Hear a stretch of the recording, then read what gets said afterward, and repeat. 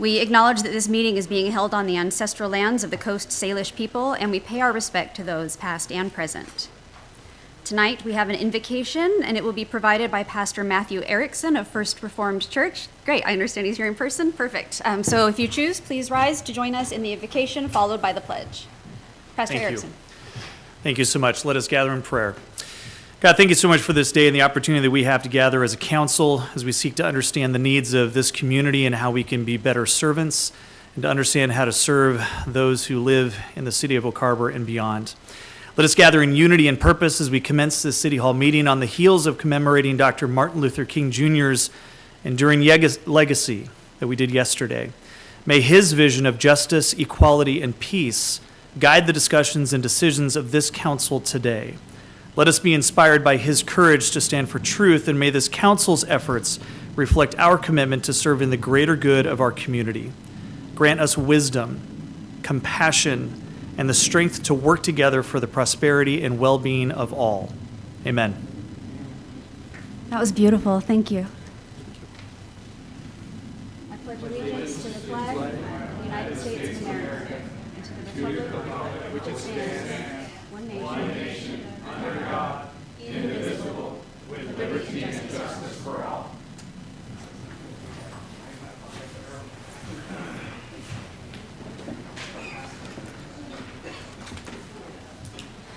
Per usual, this will be both a physical meeting and a virtual meeting. Some members of city staff or consultants may be participating via teleconference. Today's meeting, as always, may be viewed on YouTube, Facebook, and following the meeting on Channel 10, cable channel HD 1090. At this point, I will have our city clerk do the roll call. Julie? Thank you, Mayor Pro Tem. Councilmember Wiesner. Present. Councilmember Stuckey. Present. Councilmember Marshall. Present. Councilmember Wittgenstein. Present. Councilmember Arms. Present. Councilmember Merrill. Present. Thank you so much. Are there any suggested changes to the regular agenda? This time we will look for a motion to approve the agenda. Been moved by Councilmember Morrow to approve the agenda as presented. Do we have a second? Second by Councilor Marshall. All those in favor, raise your hand. Any opposed? And that passes unanimously. Thank you. We are scooting right along today. We're going to go straight into our citizen comment period as we have no presentations tonight. Excuse me. Citizens may comment on consent agenda items or on subjects of interest that are not listed later on in tonight's agenda. You'll have the opportunity to comment on the agenda items during the meeting as appropriate. Citizens can also visit our website prior to the meetings for methods to submit public comment, or you can contact our city clerk, Julie Nestor, by phone or email. When submitting comments, please include your name and address. Public comment sent anonymously or from false addresses will be shared with the mayor and council, but won't be displayed during the meetings. Julie, have we received any public comment since our last meeting? No, Mayor Pro Tem. No comments have been received. Okay. Are there any members of the public present tonight who wish to speak on an item not listed on tonight's agenda? Mayor Pro Tem, we have two speakers that have signed up. First is Rita Klein, who wishes to speak on the subject of parks. Thank you so much. We've been hearing a lot in the past couple of months about the city recouping costs for the city on the use of the parks. I think that this needs to be more fully explained, what kind of costs you're looking to recoup. Because I grew up with the whole idea that cities, counties, states provided parks to make the city more attractive to families coming. And if we start having families have to pay maybe a $3 fee to use the swings or whatever, I think we need to make it clear what kind of costs you're looking to recoup. So for example, the Little League, up until a year or so, a few years ago, we even mowed the grass down there. We did everything down there and then shared costs with the city. So, you know, what costs are you looking to recoup? It helps everyone in their planning. And I don't think that that's really been made clear, what kind of costs you're looking to recoup. Thank you, Ms. Klein. That was really helpful. Mayor Pro Tem, next is Ken Hewlett, who wishes to speak regarding the Marina. Okay. Ken Hewlett is on our Marina Advisory Committee, and he's going to reserve comment for that item when we get to it. Thank you. Is there anyone else present who did not sign in who wishes to speak? Okay. Seeing none, we will proceed to the consent agenda. Are there any objections, changes, concerns, comments about tonight's consent agenda? And if none, may I hear a motion approving the consent agenda as presented? I Councilor move Marshall. to approve the consent agenda as presented. Do we have a second? Second. That's good. Okay. It's been moved by Councilor Marshall, seconded by Councilor Wittgenstein to approve the consent agenda as presented. Any discussion, comments, questions from council on that item? All right, all those in favor, raise your hand. Any opposed? I see the thumbs up from Councilor Wittgenstein. Thank you. That passes unanimously.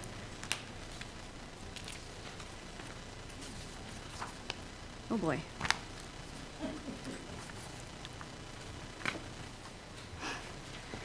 Okay, so I'll be providing the mayor's comments tonight on behalf of Mayor Wright, and I know he says this every time, but really there are a lot of them. So thank you in advance for your patience.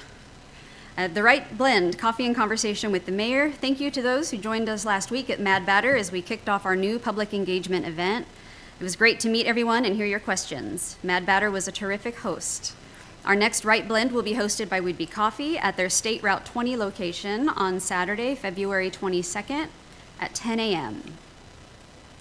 Thank you to our city administrator, Sabrina Combs, for filling in for Mayor Wright and speaking on his behalf at the celebration hosted by Unity Fellowship. It was a powerful event with speakers, singing, and dancing in celebration of Dr. King's legacy. I've attended that service a number of times, and it is wonderful. Congratulations to Oak Harbor High School football coach Marcus Hughes on being named 2024 Coach of the Year by the Washington State Football Coaches Association. And the city received a thank you from Oak Harbor resident Kaylin Barajas for improvements made to Northeast 8th Avenue. We appreciate Kaylin taking the time to reach out to us with this email. It's tiny on the screen, so I will read it out loud. Hello, I previously emailed about the traffic increase on Northeast 8th Avenue and surrounding neighborhood due to the Regatta construction project. Prior, my neighbors and I had written about possibly adding speed bumps due to speeding.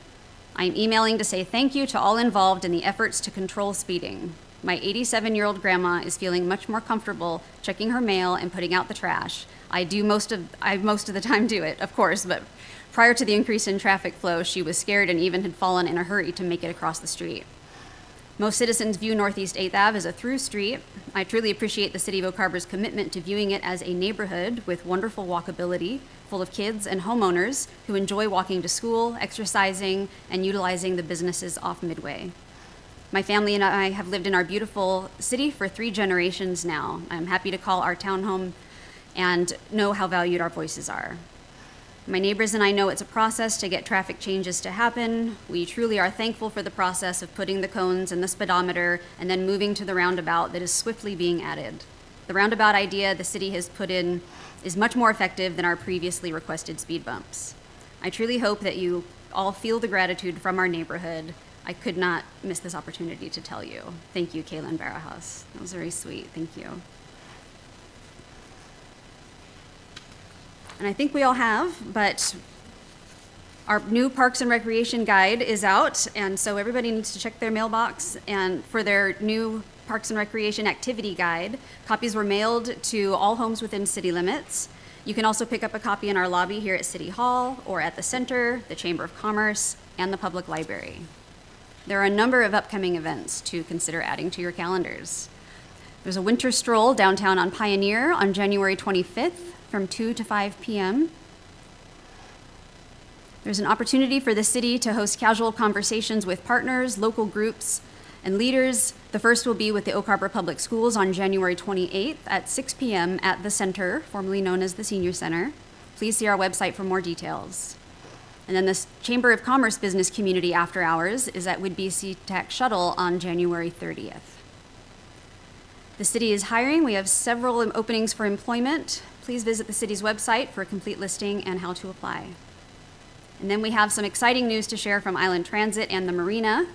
And I'll call on Councilmember Arms, who serves as council liaison to the Marina Advisory Commission, to share that news. Well, as you can see, we had a meeting at the Harbor Master's office with Island Transit regarding our new on-call service from the Marina to the Harbor Station. It will be Monday through Friday from 8 to 6. There's an app.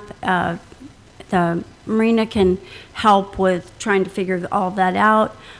It is, you need to call 2 hours before. You need to have kind of a pickup time. We already have the pad for when the bus pulls in at the Marina. We'll be posting signs and information. So it's a new on-demand.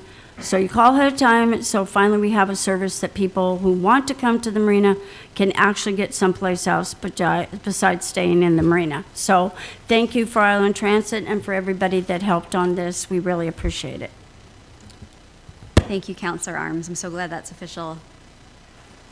And that concludes the mayor's comments. So this time I will turn to council and see if any of our other city council people have any comments. Anything for good of the order? Councilor Stuckey. Yeah, a bit of exciting news. Last year, the Whidbey Renaissance Fair had their first festival in Langley, and it brought over 7,500 people. Well, apparently Langley wasn't going to work out, so they reached out and we helped find them a place. So they are going to have that in Oak Harbor in May. And I went to their meeting on this weekend. They're already above their preseason ticket sales. They have 79 vendors. It's going to be at the Beachview Farm, which is just outside of city limits on Swantown. But it is definitely a big win for tourism and the small businesses if they can get 7,500 people and a lot of those off island. You know, a little traffic, of course, but just want to say that's some exciting news. So, Thank you. Councilor Marshall?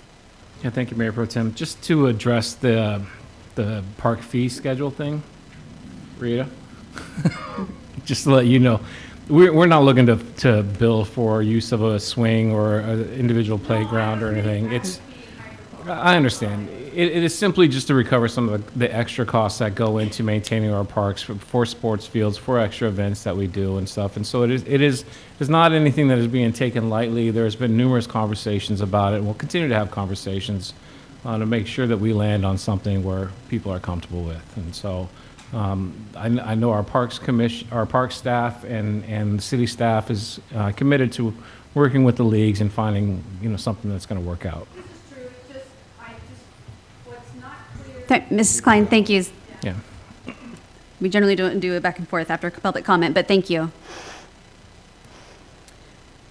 That was it, Councilor Marshall. Anybody else have anything for the good of the order? Councilor Merrow? Does Councilor Wittgenstein have his? Oh, I can see him. Nothing? Okay, we'll move on. All right, we'll move on to ordinance and resolutions. Resolution 24-23, amending the City of Oak Harbor Master Fee Schedule, the topic of the day. Here to introduce is our Deputy City Administrator and Finance Director, David Goldman. All right. Take it away. Coming. All right, so David Goldman, Finance Director and Deputy City Administrator. As soon as the presentation gets up here, we'll talk about the amendment to the master fee schedule. Well, this is an amendment that we do every year. We have a comprehensive amendment to our master fee schedule once a year, and occasionally during the year we have specific amendments to various sections within the comprehensive master fee schedule.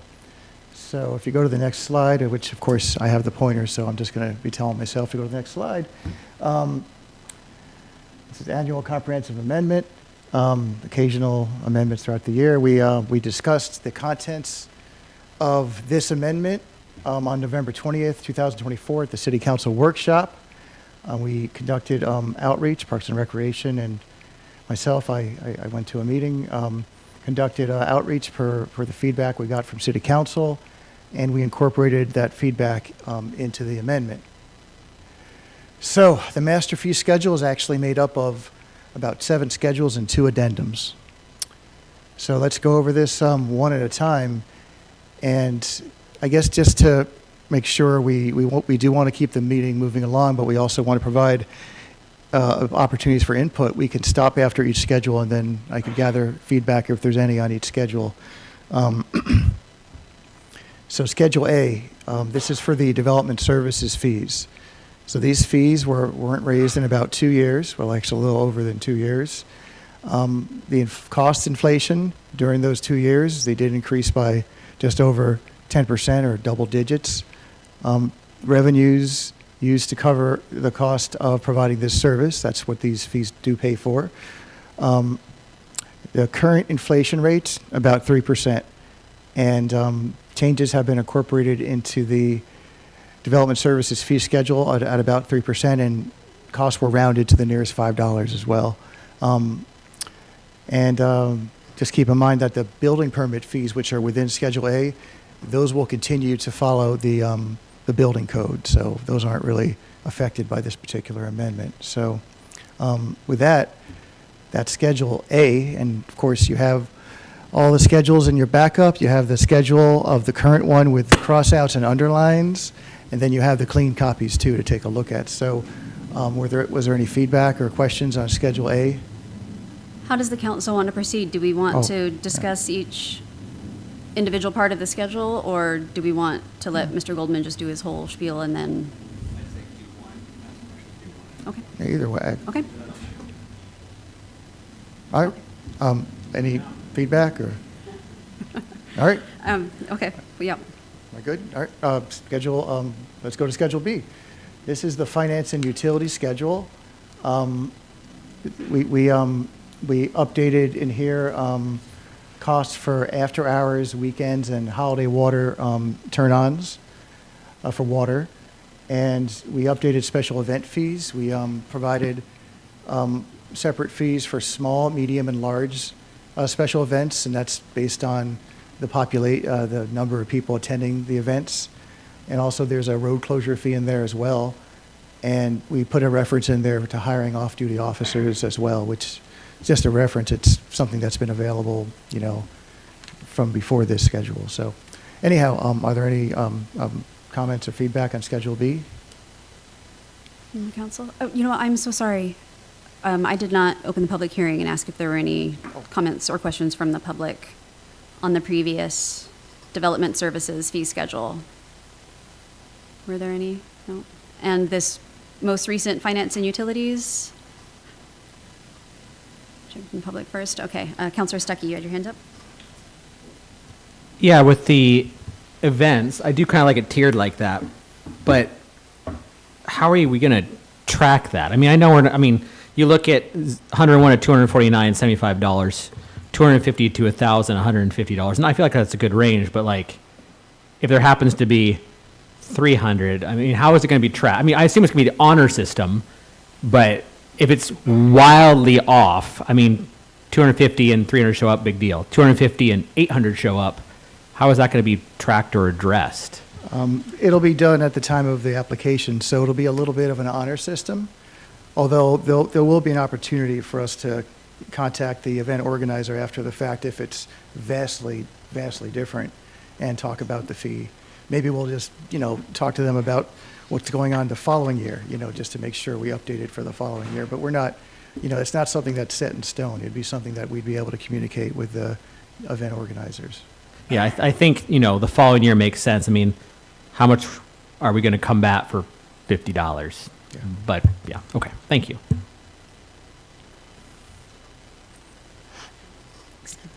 Sneeze. Councilor Wiesner, go ahead. Thank you, Mayor Pro Tem. So, David, you said you had some engagement with the public. One of the concerns we had with the road closure fee was, for example, a small parade like the St. Patrick's Day Parade. Did we have contact, for example, with that particular group? how's the $250 fee going to affect them? And what do we mean by base/setup fee? Makes it sound like there could be more, something more to it than that. Oh, that was just to differentiate it from the off-duty police officers that have always been available. We just wanted to put a reference in there for that. That's all. Yeah, it's just the terminology that we put in there. It doesn't make a difference what we call it. It's just, if there is a road closure, that would be the fee. And we've had conversations with folks like the St. Patrick's Day folks, and they're okay with a $250 fee? Councilmember Wiesner, we have. Part of that conversation has also been about changing direction of some of those routes, so we don't have to shut the roads down and can go with the natural flow of traffic. So working with those groups, we believe we have probably mitigated some of the extra work that's been done by city staff, and would not require some fees. Yep. And then when it comes to road closure fee, is that per road or per section of road, or just a one-time fee to, you're closing 2 or 3 roads for the same event? It's a one-time fee for 1 road or 3 roads or 4 roads. It's the same, it's just $250. Okay. Yeah. Because, again, of course, I'm looking at Marathon, and I'm looking at, Ragnar, and some of the other things that come through town where, we have several different streets. I think, the Marathon, we probably close, 5 or 6 streets throughout town, I imagine? Yeah, and it does require staff time and hours and all that too. So but it's something that we don't currently charge for, and we're looking to at least recoup some of the costs, So. And I see Chief want to jump in. So Marathon, Scenic Heights does get closed. Other than that, there are no road closures for the Marathon. For Ragnar, we don't shut any roads down. So we do try to work with the event planner to keep roadways open or come up with other alternatives. Okay, great. You get, we don't want to go backwards on events. I know none of us do, and that's why the conversation, right? Because there's nobody in this room that wants to see, an event go away because of a small fee, so.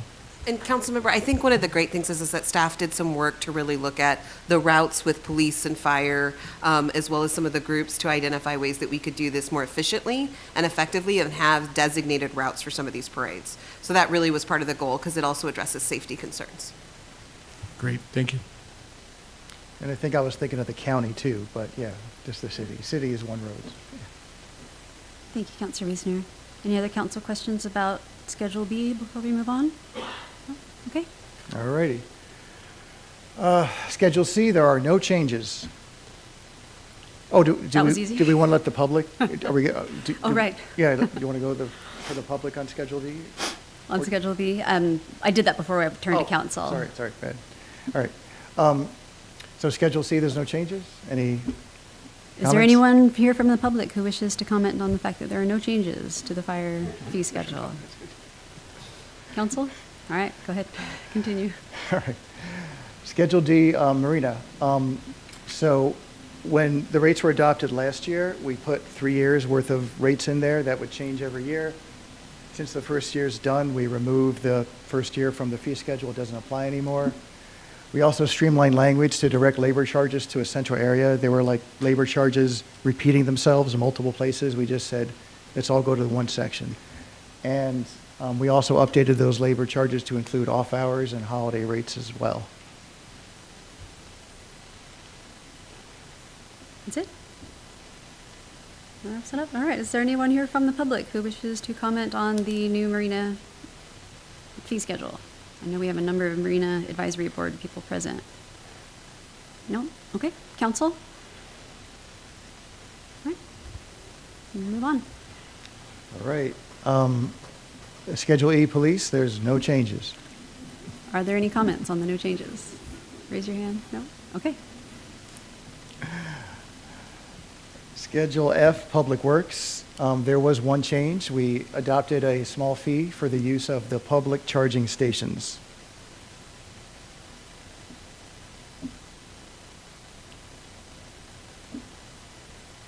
This is just backbreaking stuff, David. Any public comments on the usage fee for the charging stations, City Administrator? The fee would be, it's free for the first 2 hours, and then every hour after that would be $2 an hour. So, Thank you. Go ahead, Sabrina.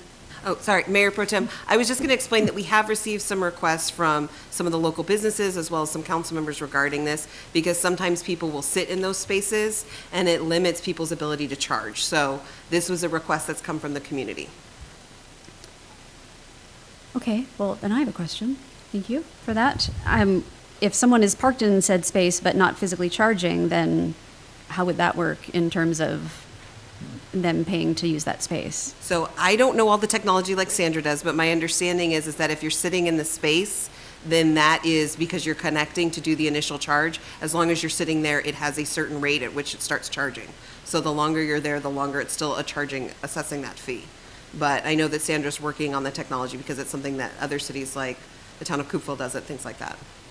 Okay, but if I were to park my primitive fossil fuel burning vehicle in that spot just to park there, That is a different issue. I don't have that answer for you, but I will say that typically the issue has not been fossil fuel cars. It's been the chargeable electric vehicles that are just sitting there, and then other people don't have the opportunity to use it. okay, so non-electric car users using up electric spots is not a problem. That does we've not seem to be seen. the Okay. issue. The issue seems to be electric vehicles parking and then staying, and so other people aren't able to use that space or charge. That answers my question. Thank you so much. Counselor Stuckey. Yeah, and I will say I was one of those council members that asked because Main Street actually brought it to me because they have a view right there, and there has been quite a few instances of people just charging and leaving it there overnight. So it's a good thing. Good to know. Mayor Pro Tem? Yes. So it is an infraction for a vehicle to be in the charging station if it's electric or not, but not charging. So Noted. Thank you. all right. Mr. Goldman, Continue? are there any other council questions on that? Okay, go ahead. Oh, sure. Counselor Stuckey. How is that going to be billed? I mean, if are you just going to put a ticket on the car? are you talking about an infraction?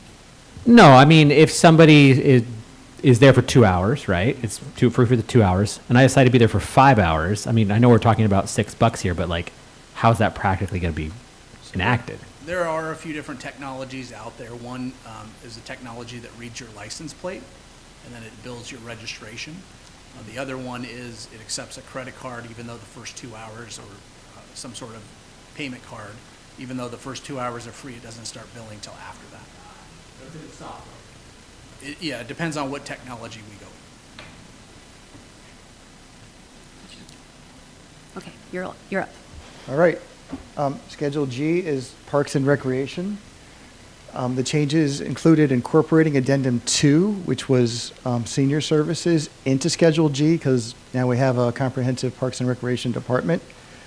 And Addendum 2 used to just be senior services. We've updated park facility and field reservations to be by the hour instead of by person or participant. We included a staff usage billable rates. We included annual rates for on-site storage and monthly rates for the use of the concession stand. We've updated class and activity fees to reference the activity guide, which we publish multiple times a year. And we updated the room rental rates.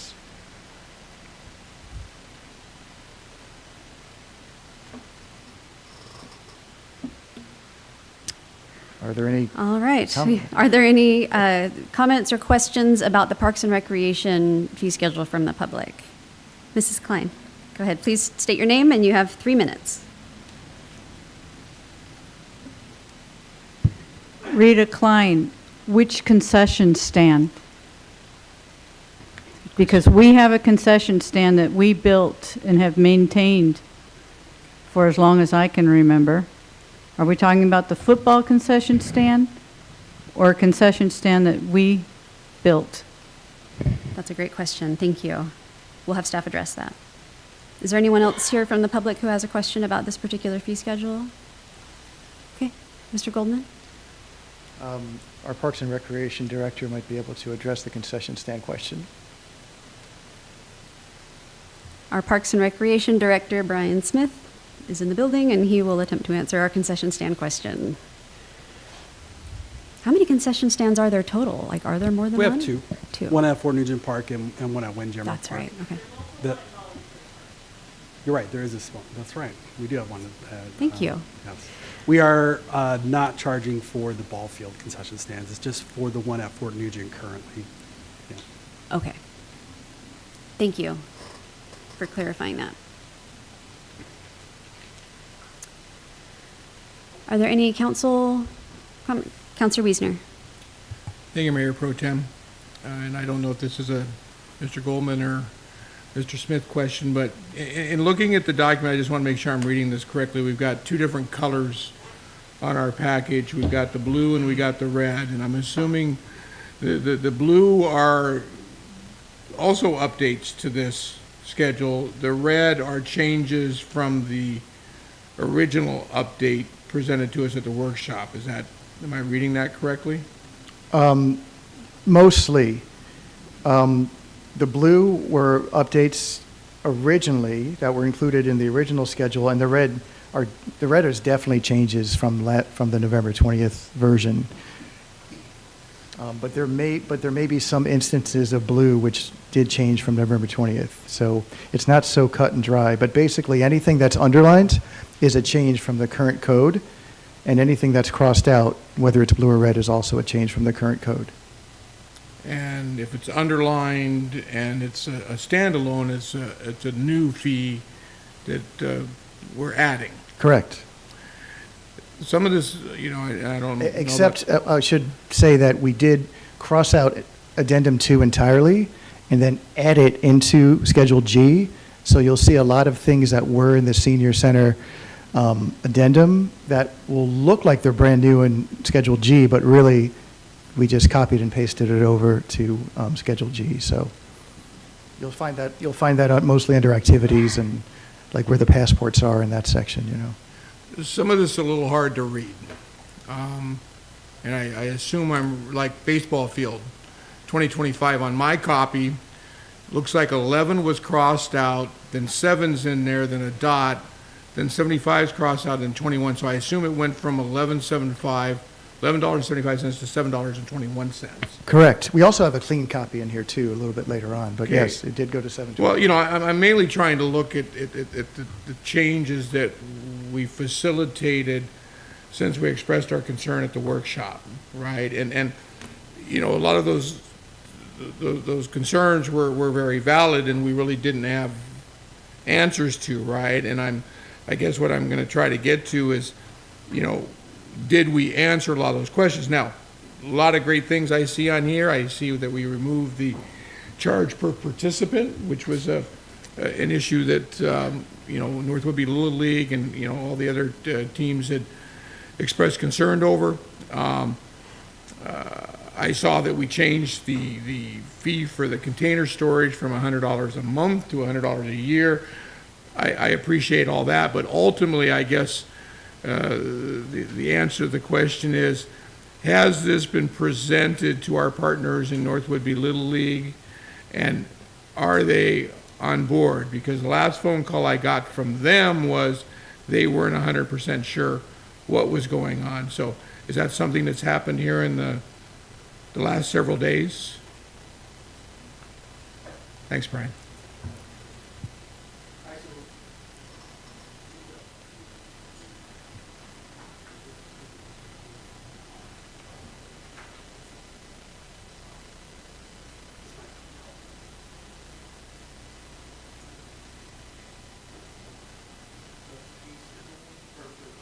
Yeah, the leagues.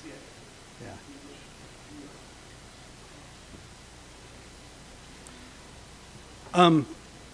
Why don't I take just a minute to address some of the questions all together? Yes. Yeah. Thanks. Thanks, Tim. Yeah. No worries.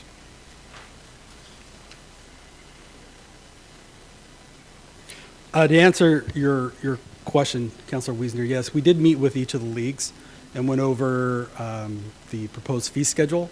We got feedback from them, and we made adjustments to each one of those fees sections based on that feedback. And that's what you see a lot in the blue, like the one that you just mentioned, was us making some fine tuning and some concessions and, finding some compromise here and there to try and make it as smooth as possible, right? Fee schedules are hard, right? This is deja vu like we had with the Marina fees, all right? It's not a fun process. We're not in the business to make a profit or make money. I'm more interested in participation than I am in revenues. But it's just a fact of what we do, that we have a cost of service to these facilities that we provide. So just real briefly, I could take a moment to go over this. So we got asked a lot, what's the cost of maintenance? What's the cost of maintenance? So total city maintenance costs of all the sports fields together is about $141,334.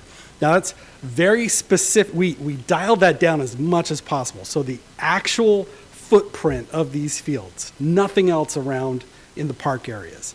The actual percentage of how much water is going right on these fields, what mowing is happening just on these fields, nothing else around it. But these costs don't include things like overhead, concession building expenses, travel, equipment, fuel, different things like that. So it's not comprehensive, but provides a base minimum cost to the city. So our total cost recovery is about 77% of what the cost of the city is versus what we get in fees. And I can break that down for you a little bit. So take the example of the soccer field. So our total field maintenance cost is $68,223. We get about $6,000 in leak fees. That's a 9% cost recovery. So 91% of the cost of that service comes from taxes, and 9% comes from fees, user fees. To break down that cost, our mowing operations, $42,000. We don't do any additional care of the soccer fields. The maintenance costs, which include different things like irrigation startup and spraying, repair, field drags, different things like that. For the soccer fields is about $5,000. Irrigation costs, which is the cost of the water on the field, $20,000. So that's $68,000 that we spend on maintaining the soccer fields, direct costs. Football fields, $39,000 in maintenance costs. League pay is about $1,100 or so. That's a 3% cost recovery, so 97% subsidy of taxes goes towards that, providing those facilities. And again, these costs are just during the seasons of use for that league and the specific footprint of the space they're using. The breakdown of that is here, about $16,000 for mowing operations. We do about $4,000 to $5,000 in field care costs, and that includes different things like fertilizer, which is applied 2 times a year, 40 bags at $35 each, labor, aeration, turf repair, things like that. Maintenance costs, $3,700, field irrigation, $14,700 for that. And so about $40,000 in maintenance costs for the football fields. For baseball, it's about $34,000. League fee is $6,000, so 8% cost recovery. 92% come from taxes and subsidy of that facility. And here's the breakdown for that. Maintenance, mowing costs for just the fields, is about $17,000. Field care costs, $2,300. Field maintenance, $6,500. Irrigation, about $8,000. So $34,000. So let's talk about the fees for a second. So proposed fees, like I said, it's not easy. We aren't really in it to make a profit. We're just looking at what is the right balance between taxes revenue and user fee revenue with these. Staff did investigative work in-house. As opposed to when we did the Marina fees, we hired a consultant. Council sent it back to the advisory commission. If you remember, the advisory board voted against the proposed fees. The council did decide to pass them, but we looked at, no, you're fine, Dave. We looked at, first, what were we doing? So we had a methodology of charging by participant, $8.50 $8.50 an hour. And we've never changed that until last year when we raised that up by 50 cents. The current participant fee doesn't address user costs. So if they have 100 games or 2 games, there's no change in that cost. And the methodology isn't in line with what most cities are doing. So we compiled a analysis of our costs, like I showed you in the previous slides. We did a market analysis of 20 different agencies, including the Washington Recreation and Parks Association. And then the Parks and Recreation Commission created a subcommittee to discuss and look over these and make a recommendation. We met with the leagues as was asked of us, and we did make adjustments based on the feedback from each of those meetings. These are a list of the cities that we surveyed with the market study and got their fees from to do comparables. And here's kind of what came out of that. So the market average rate for like a football multi-purpose field is about $65. For soccer, about $40 an hour, and for ball fields, about $20 an hour. Here's our proposed fees here. Oak Harbor, $34.50. Soccer, $12.50, and ball fields, $11.75. Now, I see in your packet that we have brought that down since they already had registrations open. So that was reduced to $7.21, I think it was. However, we're still below market. You know, we are sensitive to adjusted fees. We know no one likes them. And we don't have a mandate yet from council on what the targeted cost recovery should be. And that will be examined when we do the Parks and Recreation Master Plan. So we are still sitting below the market average by 47% for football, 69% for soccer, and 41% for ball fields. So here's what the change in fees look like. So the old fees, football pays about $1,100, soccer about $6,000 a year, and baseball and softball combined about $2,600. And our cost recovery, the new fees projected based off of the hours of usage come out to about $3,200 for football, $8,000 for soccer, and $3,900 for baseball, softball. So you see the difference there and difference in cost recovery. Now football, that's a bit more of a change, a percentage of change, partially because football has less participants than soccer or baseball. And so changing to that hourly rate across the board removes that per participant disproportional rate between the other types of leagues and football, and just basing it off an hourly rate. So it does increase it more in a percentage than you'd see in the other areas. Any other questions specifically? And you know why I asked that question, because I knew you had done your homework, right? And I really appreciate you putting that out there for everybody to see, right? And what I do appreciate is the work and effort we've put into working with the organizations in our community to make the services fair and equitable. It's an important part of the community, and you get the reason for for us and the questions and stuff is we don't want to set anything up for failure, right? Because let's face it, we get a bunch of Little League mom and dads in here sitting out in that audience a couple of weeks from now, and we're all going to be figuring out, different ways to do this, right? And we're all going to be back at square one, right? And I want to make sure that everybody understands this has been taken very seriously. We've been beating this now for a while, and you and your staff, have taken the input of the council. I mean, the big one, perfectly example, is the storage container, right? To go from not charging anything to have it sitting there to $1,200 a year was quite a jump. We would adjust that to a $100 annual fee, right? So that it makes sense. I am concerned about the 40% increase in hourly fee costs next year. That's a big jump. I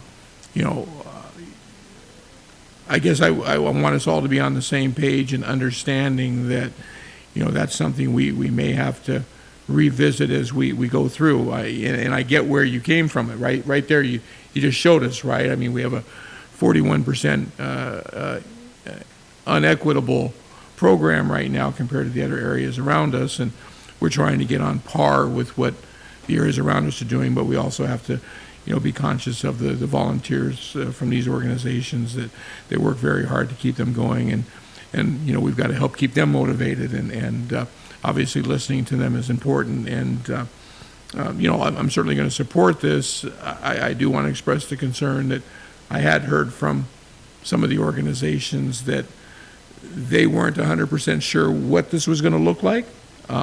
They felt that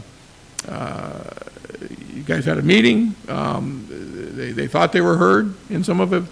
They weren't sure, right? And so I'm going to have to put the trust and faith, I think, like I always have, right? And you, Mr. Smith, that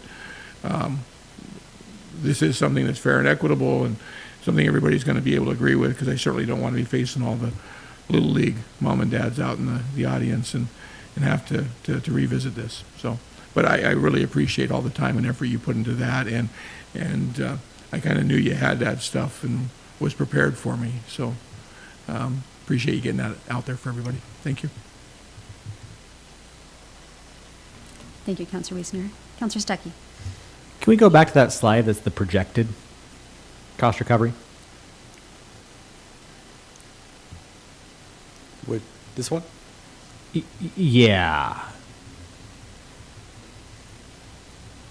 Okay, 8, 9, 10, 11, 12. 15 grand or so. Is my math correct there? If you take the new league fees, give or take.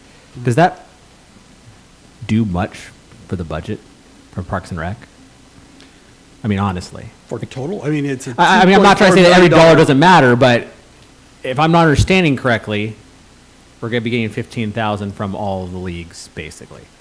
Right, and our total cost for maintenance, again, is $141,000. That's very specific to the actual fields and usage. Sure. So not to say it's not going to do anything, but it's really not going to do a whole heck of a lot for your budget.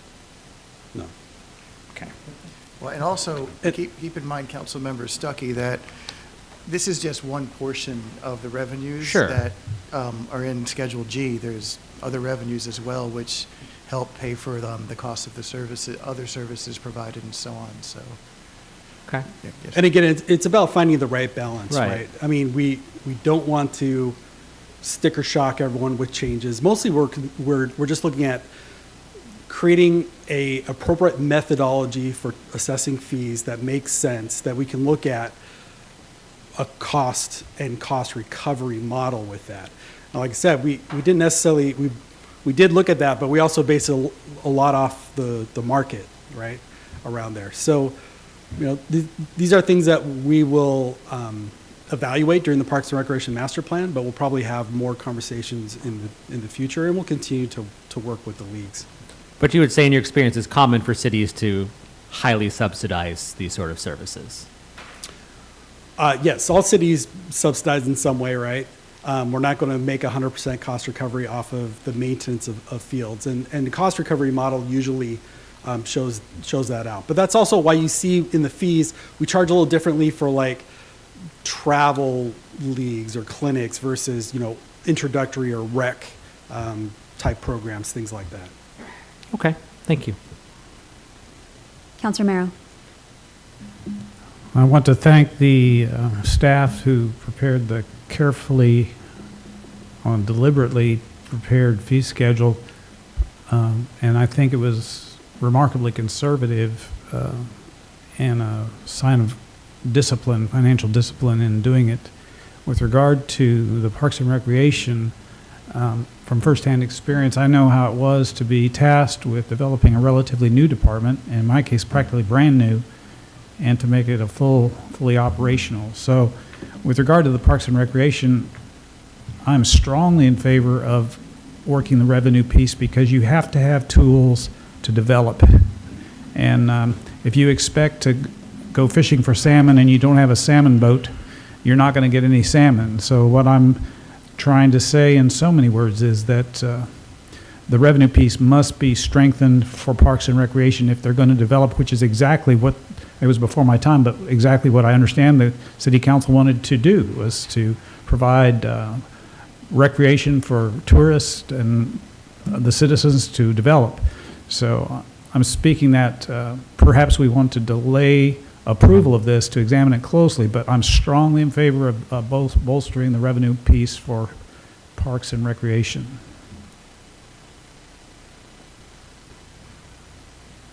Councilor Mero, does that conclude your comments? Thank you very much.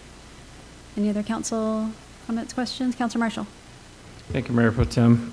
Brian, I cannot tell you how much I appreciate your patience with this. I have asked you lots of questions, and I did get your response this afternoon. Unfortunately, I have not had time to, thoroughly go over that. And so I will ask one of the questions that I had asked previously, and I know that you responded to it, but I apologize. I'm just still kind of struggling with it. And that is, football practice field is $55 an hour, soccer practice field is $25 an hour, and open space is $10 an hour. If you were to go to Fort Nugent and not look at the game field per se, because that one's pretty clearly defined, right? It's got goalposts, it's got a scoreboard there, but every other piece of grass is just that. It's a piece of grass. And so how do we define what one is a soccer field and what one is a football field versus one is an open space? I mean, I'm still struggling to the layperson that's just going to go out there and has no familiarity with Fort Nugent, and they were to go out there, they would be, in my estimation, well, that's open space, and that's open space, and that's open space. But one's being charged at $55 an hour, another $25, and then a third at $10. Yes. Happy to answer that. So definitely, like to the layman, you go out, well, here's grass and here's grass. Why are we charging differently? There is reasons for that. And we'll take the example of like the football and soccer fields you were asking about comparison, and open space as well. So the football fields receive more maintenance. They're sand-based, which requires fertilization, aeration, more irrigation, higher level of field care and repair than we do for the soccer fields. We don't fertilize or aerate or do a lot of those different things for the soccer fields at all.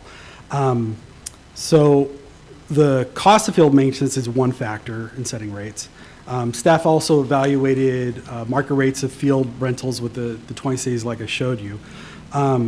Fields utilized by football are higher quality than soccer fields because of a lower number of participants that has a lower cost recovery. So like you saw on the slides, 3%. Other leagues' current fees cover closer to 10%. So if you take the very specific footprint of the football fields during the seasons that they're utilized by football, the base direct maintenance cost is $39,000. Now that doesn't include any of the overhead stuff that we showed, right? And like I said, there's more maintenance costs to that than you would have for a soccer field. So the rate also compensates for a higher number of practices that football has compared to like a soccer field, which we're not charging practices individually for. We did also look at open space costs. Now the cost difference to maintain a comparable sized open space to a sports field where there's no scheduled recreation and sports is happening is 45% of the cost to maintain a sports field. So we calculated this all out, even down to the hour. We went through all these numbers in a huge spreadsheet. We also looked at market rates, and for reservations of sports fields, those are typically 50% more than those for open spaces. An open space permit doesn't guarantee exclusive use of the area as well. It does to some extent, right? But we don't have designated football practice fields. We don't have designated. We have one designated game field that is shared by both football and soccer. So soccer is on that during the spring, and then football gets it in the fall. But the backfield that's, I guess, to the north of football, that's not a designated football field. That is just a patch of grass. The lower field where baseball plays during the spring, then football gets on it in the fall. I wouldn't say it's a higher quality field by any means because you put the fences out there, and so now there's holes out there. And so I saw the comparables that you had provided, and some of those are very high-end cities, right? We're talking Bellevue, Kirkland, Redmond. Those are really high. And I can only assume with those high-end cities also come much nicer fields. And then, so I guess, what are some of the amenities that go with that? Do they have a nicer field? Do they have designated football practice fields? Do they have designated soccer fields? Are they providing scoreboards? There's been a lot of partnerships, and I think that's part of where some of this heartache comes from is the partnerships that have been created over the years and the amount of money that the leagues have put into not only maintaining these fields, but improving these fields, adding scoreboards, things of that nature, that now all of a sudden it's like, no, these are our fields, and we're going to charge you exponentially more to use them. And I think that's where some of the heartache comes from. And then, just as a last thought, I would say that this still needs some clarification because there are questions still, right? You had to identify today that what concession stand would actually be charged for. Let's just say for some reason you got a job offer somewhere else and you weren't here, but this is still in place, right? And then the next person that's going to come in and go, concession stands are $500 a month, and we're going to charge all concession stands. There's no clarification in here. You had clarified about the use of tournaments, that they're intended to be out-of-state tournaments. There still seem to be some question about that. And so I would suggest that we clarify what these are intended for, because if we have this document then becomes what somebody else, perhaps your predecessor, will then use as a basis for charging these sports leagues. And so I would recommend, to Councilmember Merrill's point, is perhaps we still push this particular section off just a little bit more until we can narrow down and define some of these finer points on this. Because I would certainly hate to get us in a position where this becomes the document that we use, and then it is being used in a way that was not intended by you or your staff. Do you have a question in there that you want me to respond to specifically? I mean, No, there was no questions. It was a statement that there is still some clarification that I believe needs to be made in terms of the tournament fee for baseball, for example. There was a question that was emailed from the Parks Commission, and you clarified that was not intended for a local, like, district type of tournament, but for a state tournament. Mm-hmm. But if you're not here and then somebody is looking at this document and they're like, well, baseball's having a tournament, and so we're going to charge them, for this amount.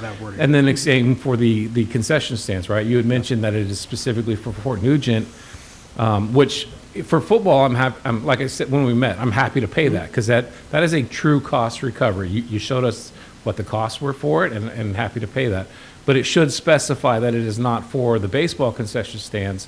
Again, if something were to happen and your predecessor comes in, just a minor tweak, but I think would be helpful in this long-term document to make sure that it's crystal clear. Makes total sense. And we can make that very clear by adding in like one word to each, right? Perfect. So football concession stand, tournaments, non-local leagues, right? Perfect. That would be great. Thank you so much. Thank you, Councilor Marshall. Councilmember Wittgenstein, do you have anything to add on this? No. Okay. Councilor Arms? Okay, just want to make sure everybody had a chance to go at least once. I agree with Councilor Marshall. In terms of how the council acts tonight, I would be in favor of adopting the fee schedule minus the Parks and Rec section, because I also still have a lot of questions, mostly clarification type things that I think that we could make a little better. I'm still struggling with the per hour methodology, and I know that we're like 9 weeks past that point, but I still in my head have a hard time justifying charging the same price for 4 kids to use a field or 100 kids to use a field, because the wear and tear on the field is so different. Like, to me, the per player methodology just makes sense, and the per hour doesn't. And I know that other places do it like that. I'm still really struggling with that. Can you help me? Yeah, so we found that 95% of cities charge by hour.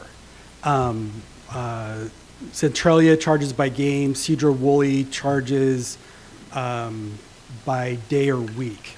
Everyone else does it by hour. And so if you think about the reverse side of that, The impact to the fields is yes, the number of participants, sure, but you only fit so many kids on a field at one time with a soccer game or a football game or a baseball game, right? The greater impact is how much are they using it? So, are they using it 4 times a year or 400 times a year? And the hourly rate addresses that impact and the amount of maintenance and repair and everything else that goes with how much they're using the field. Okay, so the hourly rate applies to practices and games, Just games. just games? Yep. Okay. Who is going to be responsible for tracking the schedule? We're going to have a new online reservation service. Will billing be based on that? Well, for leagues specifically, we have league use agreements, right? So we meet with the leagues biannually. We get their schedules, and the fees are assessed based on the schedules. Right? Based on their schedule, okay. And sorry, I have a bunch And of second part of questions. your question, we have a recreation coordinator, Craig Lamas-Cole, who will work with the leagues on that schedule, work with them on the invoicing and billing, and make sure that everyone's happy with the numbers. Okay.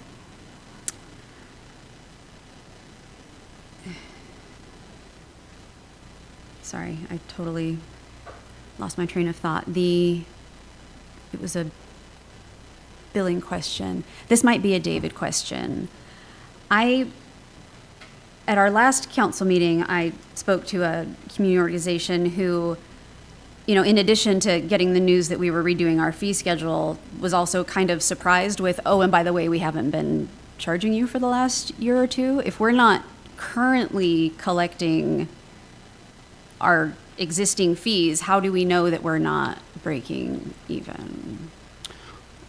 And I will say all the leagues are caught up on their payments. When we met with them, we went over that, and they've all paid up. Okay, so we've taken that number into account in our, whether or not that's a, I don't know, recovery? Is that with the number that you're comparing it to on the current cost recovery versus proposed? Is that the math that we're basing that on? Oh, so you're asking if, like, the last year amount that was a per person charge is comparable to the new amount that's a per hour charge? Is that pretty much what I'm you're asking if the amount of money that we actually physically brought in, not hypothetically, but actually physically billed for and deposited a check and brought in, is the current number that we're working with in terms of the cost recovery model. Yes, that's these numbers here. So the old league fees, that is what was actually paid to the city. Okay, not just what the published fee was. Okay, thank you. And you touched on registrations being open. That's another concern. If I'm running a program, my cost of running that program is going to be heavily based on, what I charge for running that program is heavily going to be based on what it costs me to do. So if I'm in the middle of registering and I've already given people a price, and then I find out that my cost is going up, in terms of just being a good community partner, is the city going to say, okay, tough luck, you've already collected your X amount of money, but it's still going to go up effective this year? Or are we allowing that to be maybe effective next year if they've already published their fees? How are we collaborating with organizations on that? And that's why we adjusted the fee down for baseball from 11 to 7 something, 21, I think. Yeah, I think was. are they in the middle of registration right now, or just, I'm getting a nod. 721 was comparable to our past. Yeah. And for soccer, we met with them, and same with football, get any feedback on that. Baseball was the one that had an issue with, we've already opened registration, said, okay, we will adjust that to account for it. Yeah, the effective date is something I had not previously considered, and so I appreciate that being brought to my attention. And we calculated out that the fee actually will end up being less than what they have paid previously, based on that adjusted fee rate. Thank you. Talk to me about the field designations. You you talking clarified a about little for bit soccer for, fields? in general, it used to be just, like Councilor Marshall said, a field was a field, for using Fort Nugent as an example. Now we have fields being designated for specific sports. Can you tell me more about that and Sure. where I might, because I didn't see a reference to that other than just referencing the fields. How do we know which field is what? Who determines that? Where's the map? And that's already in our program, Civic Rec. Okay. So when you do reservations of fields, it's all listed there. The soccer, well, all the fields have always been designated for a certain sport, right? The football fields, it has been called the game field and the practice field before, I think, just to designate, we want to have less wear and tear on the game field just to make it game ready and keep it nicer. And we actually suggested removing that designation, just field 1 and 2, right? Soccer is broken up into 5 full-size soccer fields. The soccer club breaks those up into smaller youth fields, but we charge by those 5 fields, the large full-size fields, right? So we're not charging for 11 fields, we're charging for 5 fields. Okay. Does that make sense? It does. Okay. And softball and baseball, the baseball fields have a little bit of a higher fee than the softball fields, simply because of the amount of maintenance and upkeep in the condition of the fields, honestly. Okay, I think we touched on most of what I had. Yeah, I'm personally still, I have a number of questions, and because of our agreed upon no surprises doctrine with staff, I prefer to ask some of those questions behind the scenes. So it would be my preference to adopt the fee schedule without the Parks and Rec portion, and I will defer to the rest of council on how they want to proceed on that. So everybody's had a chance to go once. Is there anybody else on council that would like to go again? Councilor Stuckey, go ahead. You're holding your composure very well. I know how much you guys have worked on this. We do appreciate And that. I appreciate your diplomacy. I feel like, just based on the conversation, I'm on the minority. I would be okay with just approving this today. That being said, to Councilmember Heisen's point, if this does get delayed, I really, really encourage everyone on council to email their questions ahead of time. He needs to have, there's no reason why this should get delayed again. So if we're going to do that and we're going to delay it, fine. But let's make sure that we get the information to him ahead of time, get all of our questions answered ahead of time, and then proceed. Thank you, Councilor Stuckey. Councilor Mero. With every delay, of course, there's a cost involved, so it's good to be moving swiftly if we delay to another time.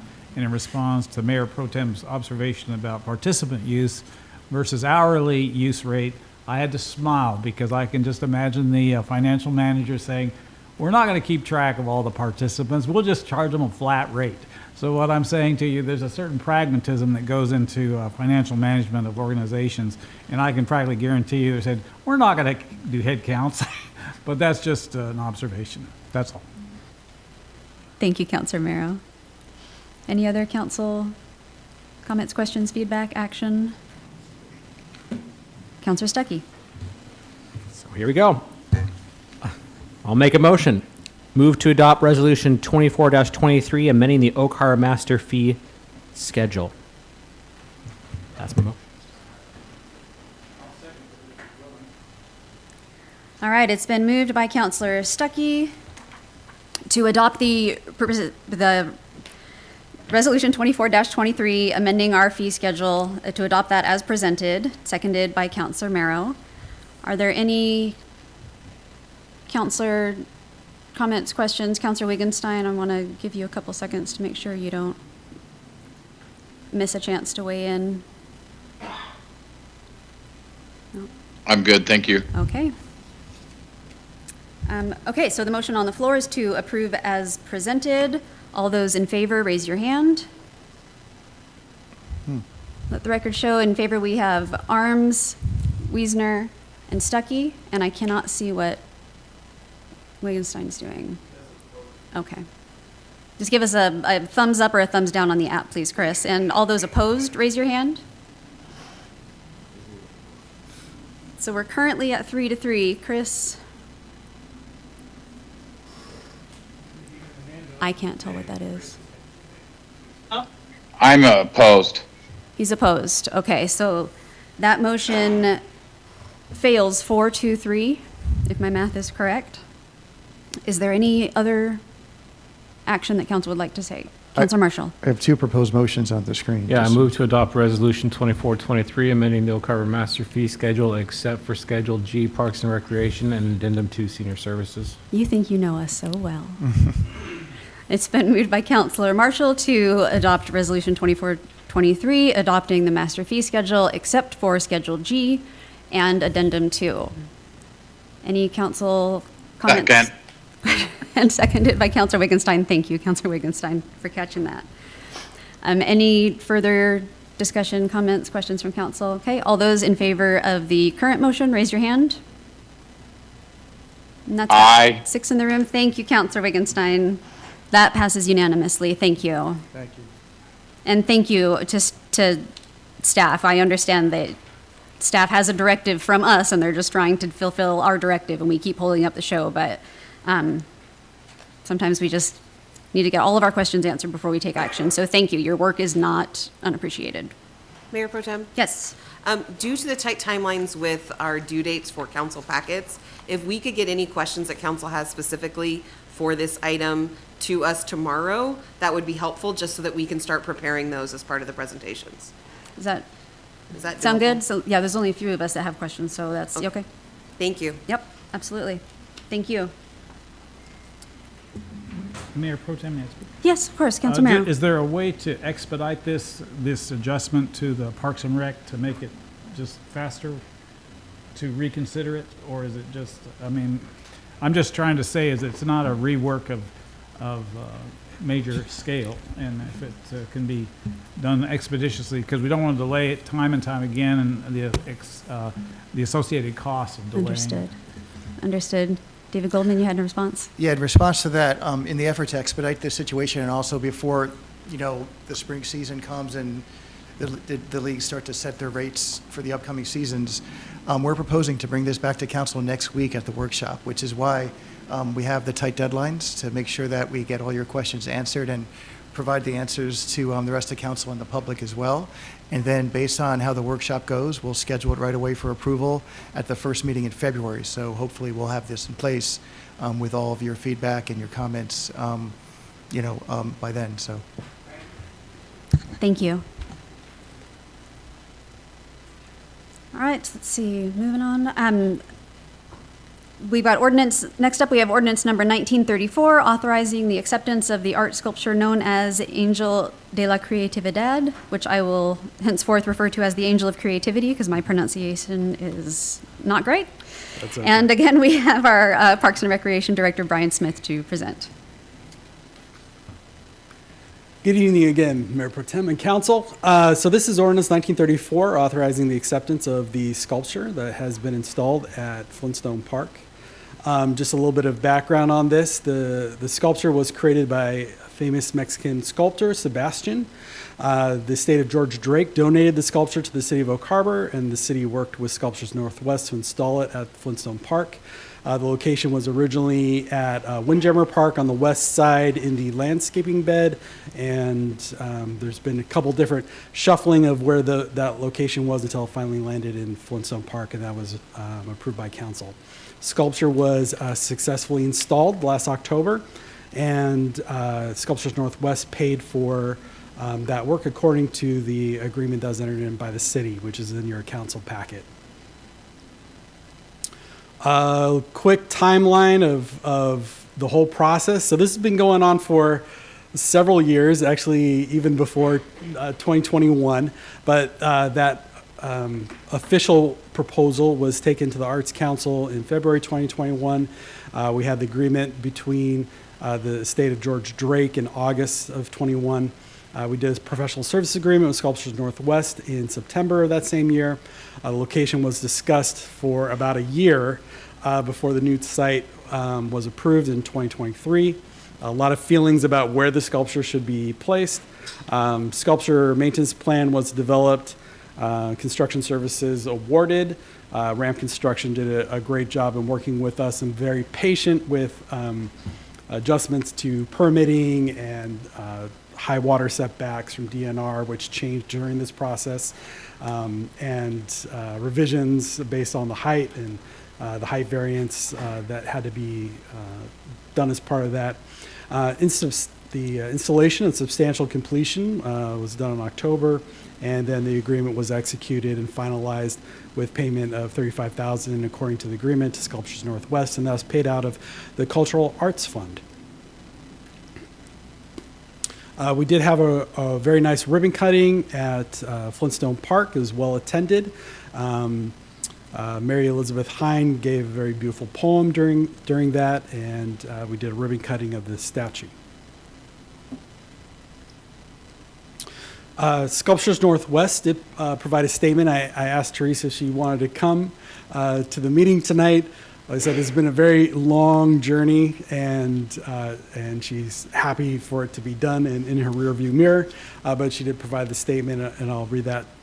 To every single community member and city civil servant that helped over the course of nearly 5 years to make this amazing gift become a reality, and you know who you are. History is now yours to tell. The story starts now. Embrace the future and always fight for what's right. We look forward to celebrating and sharing this tantalizing tale when the park renovations are complete. And a note on that. So the sculpture was placed within the driveway of Flintstone Park, necessitating a reconfiguration of the park. That's gone to the Parks and Recreation Commission, looking at different options of that. We'll be talking about it again with council at the next workshop. Big thank you to the City Council, Arts Commission, the State of George Drake, Sculptures Northwest, and city staff for getting this very long process of installation to the finish line. Recommended motion is before you. Thank you, Brian. Are there any members of the public present who wish to comment on this agenda item? And Julie, have we received any public comment regarding this item? No, Mayor Pro Tem, no comments were received. Okay, this time I will turn to the council. Councilor Stuckey. So this has been going on so long, there's only 2 council members here from the original vote. That's how long it's been going on. And I no doubt the public is somewhat tired of hearing about this, and this is the end. Am I correct? This is the end. The last and final step to close out this project, yes. Okay. Well, since we all have to take a vote, I just want to say that my vote will be kind of how it always is. I felt that survey went out. It was a very large response survey. 70% of people said no, and so I feel like that's the way I need to go. I do want to thank Sculptures Northwest, though, because they were given a directive from council, and they certainly fulfilled their end. And now we kind of have 3 choices as a community. If you're someone who is for it, embrace it. Wonderful. And if you're someone that was against it, you can either vent your frustrations on social media, say how much you don't like it, but that doesn't do anything for our community. Or you can just ignore it, and it's just part of the backdrop. I run by it all the time. I don't think much of it. It's just there. I'm not hurt by it. I'm not in awe of it. So I would just say for those that are for it, wonderful, and those that are against it, if we could just move on, that would be wonderful. So thank you so much. Thank you, Councilor Stuckey. Any other council comments, questions? Councilor Wittgenstein, I know that you are our Art Commission liaison. Oh, okay, go ahead. Yeah, I'd like to move to adopt ordinance number 1934, authorizing the acceptance of the art sculpture known as the Angel de la Creatividad. All right, it's been moved by Councilor Wittgenstein, second by Councilor Merrow, to adopt ordinance number 1934, authorizing the acceptance of the art sculpture known as the Angel of Creativity.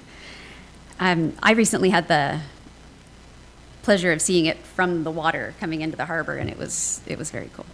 It was very cool. Okay, so we have a motion on the floor and a second. Any further comments, questions from council? All right, all those in favor, raise your hand. Any Aye, in opposed? favor. Thank you. Any opposed? We have one opposed. Counselor Stuckey is opposed. That passes 6-1. Thank you so much. Okay, moving right along. We've been here almost an hour and a half now. Does anybody need a break? Do we need a recess? I can probably wait another item or two. Okay, all right, we'll keep going. And we have our Public Works Director, Steve Schuler, up for our next item, which is the Oak Harbor Waterfront District. City Council, those here tonight and those who are joining us online, really excited to provide this update to you on the Waterfront District. Maybe.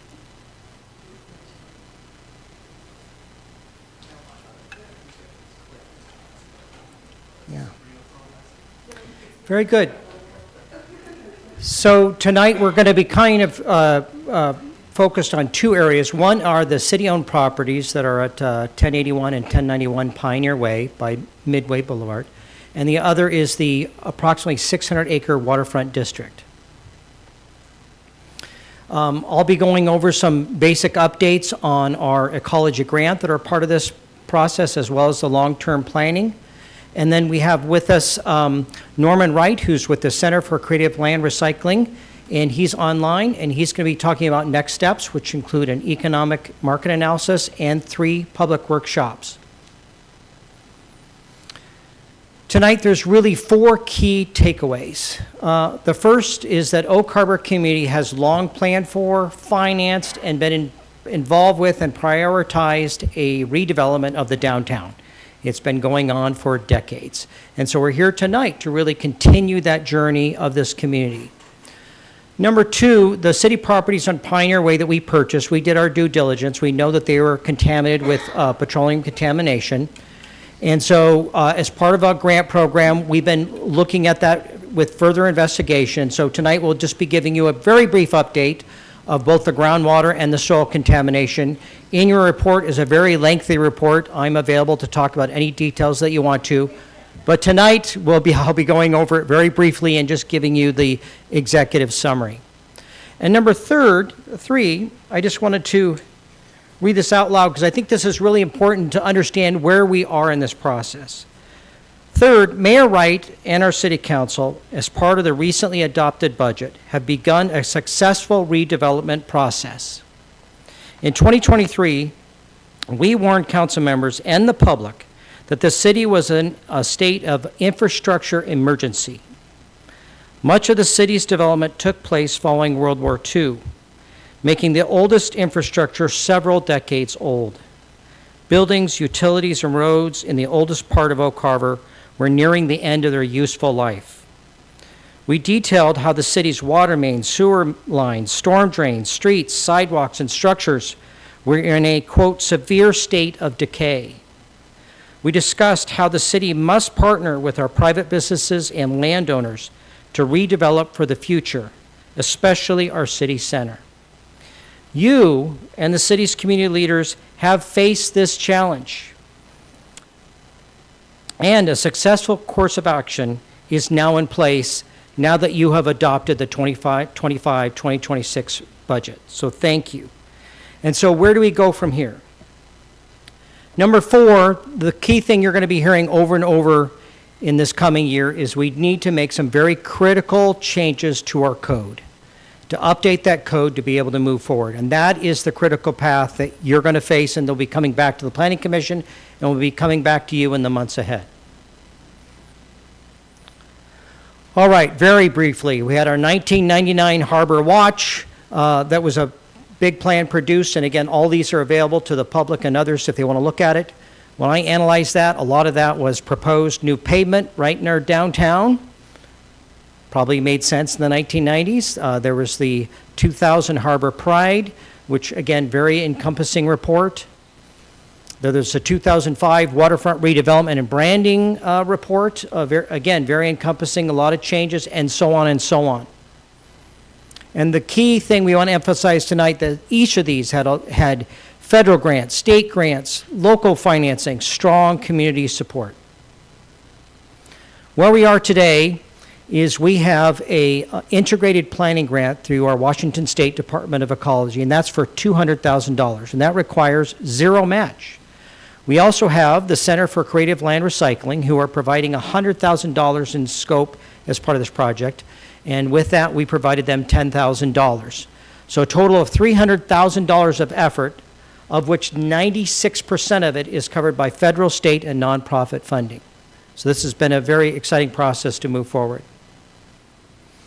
Now, just briefly, I'm going to go over this very large encompassing report, and I only have 3 slides, but please ask any questions. So we know when we did our due diligence, we had data from 2021, and what they do is they didn't put any monitoring wells in. What the hydrogeologist explained to me is they do a boring, and they kind of pull up the soil and the groundwater kind of in kind of a combined sample. So it tends to overestimate the contamination that might be in the groundwater, which is a good thing. If you're a potential buyer, you kind of want to know what the worst case scenario was. And so we have data from 2021, and if you look closely at the report, you can see all those yellow highlighted areas. Those show areas that are above what the state's standard is, what is called MTCA, MTCA.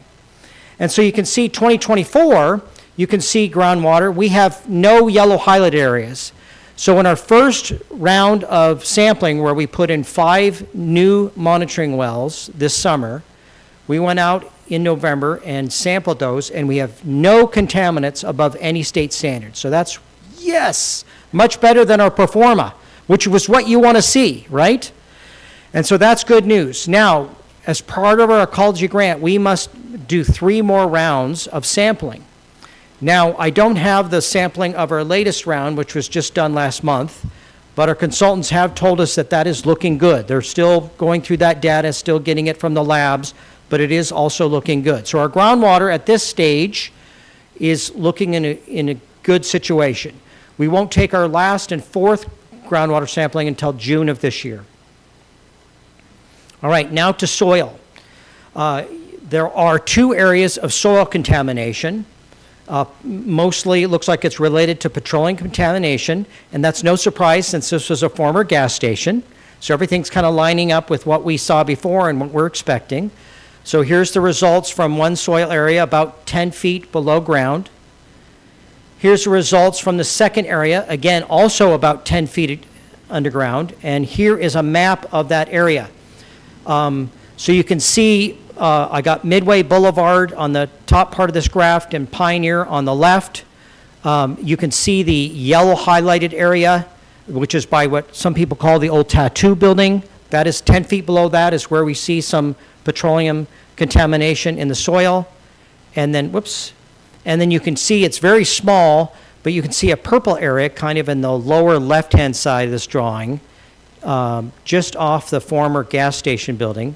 And that is also about 10 feet below ground, shows some soil contamination. So again, nothing surprising. What we are working with ecology right now is, in our official documents, is to propose that when we do a redevelopment of the site, we are almost sure that all of this soil is getting removed as part of putting in a proper foundation, putting in probably some piers. A lot of this is on unconsolidated soil that was dredged material that was brought in to fill the old water lagoon that many of you might have seen the aerials on. So we know we're going to be removing this soil. So at that time, while we're removing all the clean soil, we can really get in there and focus and take the contaminated soil to another location. So that is going to what we will be working with ecology on in the coming months. All right, now to the integrated planning portion of this. So what's really nice is both our Washington State Department of Ecology and our U.S. Environmental Protection Agency, as part of these brownfield grants, which is the generic name for those, they not only want you to address the contamination, but they want these communities to be able to redevelop these sites. A lot of these sites are in core city areas that have been contaminated over the years, and they want to see them redeveloped and reused for the community. So we've identified at least 7 areas that are going to be important for the Planning Commission, city staff, the council, and the community to really focus on, and there'll be more that'll come up. But one, we want to take a look at the 5-story building zone. Right now, most of this area is zoned for 5 stories or 55-foot heights. And generally, the feedback up to date is we want to keep that kind of village level. We don't want to go mid-rise necessarily in all the areas, but we want to take a close look at that, at what that really means and what that means for moving forward. And there's a lot of different opinions, and we're going to have our economic report that's going to come forward, and you're going to see a lot of data on what their proposals are. So that's a key thing moving forward. Another key area, which we've talked about before at council meetings, is the city parking requirement. That is going to be very key moving forward. And a lot of cities are removing their minimum parking requirements. They are like, why is the government in today's day and age trying to regulate minimum parking? Why are we taking that away from private developers and trying to control that? There's a lot of moving pieces in that area. There's a lot of different decisions that are being made. So that's going to be a key requirement if you're going to move forward. If that still stays the 1960s, let's call it, parking requirement, then probably you're not going to see a lot of redevelopment. It's just that, I just want to be able to state that up front so that you're just kind of aware of that and can work through that. So again, if we kind of keep these 1960 parking requirements, you're not going to see a lot of redevelopment, at least it doesn't appear so, for quite some time. You'll see some small changes, but you won't see anything dramatic, and certainly nothing that's going to help me rebuild your infrastructure. If anything, it's going to be very costly, very timely. We'll get some revenue at it, but it really won't move the ball, and your infrastructure will continue to decay, and you'll get to a point where there's very little chance for you to return from that. So this is very serious stuff. I really see this as a way of the city over the next decade really deciding how you want to move this redevelopment forward, because there's a lot of positives to it. New housing, new jobs, new economic opportunities, but I'm telling you as a public works director, we need this to be able to redevelop the infrastructure that's there now after decades of misinvestment, malinvestment, zero investment that now is caught up with us, and we need to figure out a way to finance it. And we're not going to do that through grants and our own local utility taxes. We've got to find another partner to move this forward.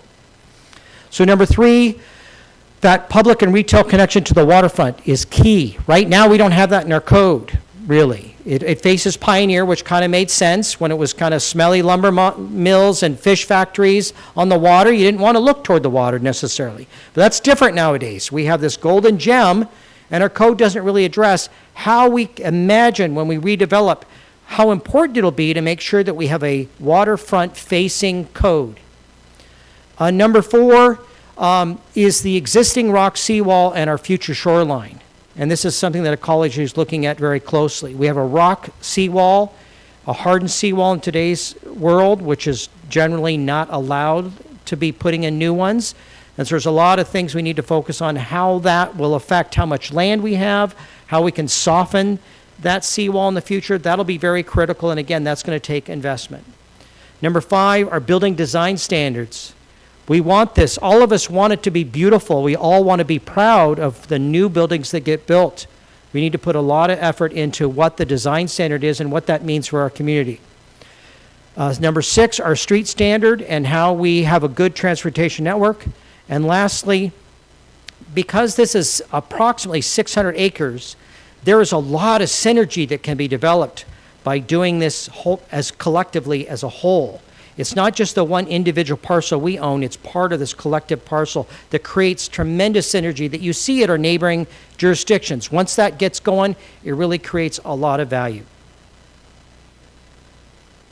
All right, here is the waterfront district map, and so I'm just going to kind of show you, here's our city limits. You can see SR 20 here in purple. You can see Midway Boulevard here in blue. And then the harbor and waterfront is to the south, to the bottom of this map. And so generally in red here is what we are calling the waterfront district. And so this is approximately 600 acres. And again, the exact definition of this has not been defined. You've seen maps of this triangle before, and we've been discussing it with planning. And there's various maps, but none of them have been adopted. But as part of this process, we'll bring further definition to that. But here's the general area we're talking about, and here's the critical piece. This is where most of our oldest infrastructure tends to be. This is the part that needs the most help from a public works standpoint. As I have told you before here, I would not be surprised if someone comes out, if we have no water to many, many blocks in this area.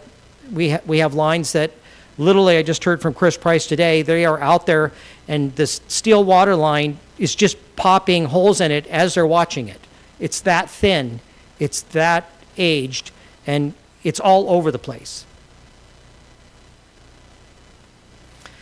All right, as part of this process, we want to be able to develop some renderings, and we're not going to spend a lot of time on this tonight, but this will be part of the public workshops that Norman Wright is going to speak of right after my presentation. And so here's an example that we wanted to capture those 7 items that we talked about and be able to give a visual so when the community comes to these meetings, they have something to respond to. It's not just words. They can feel it, they can see it, they can sense it. And so this is Bayshore Drive and Midway Boulevard, and this is looking west.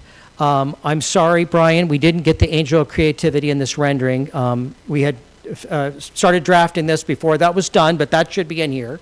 And so it's off just past that sailboat. And I like that our renders on the Oak Harbor Sailing Club, they put the number 24 because that's when we started working on this. So we'll always remember what year we did this rendering. And so you can see we're trying to show a softened shoreline. We're trying to show 5 stories, but what if you want to provide some architectural detailing and do a 6th story on the corner to provide something that's more visually appealing? This is during an event that would be happening. How do you connect to the waterfront during those events? How do these new buildings, wouldn't you want restaurants and public spaces and retail to be able to connect to the events that happen on Bayshore? We're trying to capture all those ideas, and I'm going to stop talking because really it's going to be Norman Wright and others that are really partnering with us, and Maggie and Sabrina, who are going to help unfold these ideas for the community and for us. Here's a second rendering. This is looking at Pioneer Way and Midway Boulevard intersection. So right now you'd see the old tattoo building and the old gas station if you're looking at this. And so here's what, again, a 5-story building would look like. But again, you only see 4 stories because the 5th story is below ground from the Pioneer Way. And again, we tried to show something on the corner to say, what if you wanted to go above that 50-foot height purely for architectural reasons, to provide some architectural interest.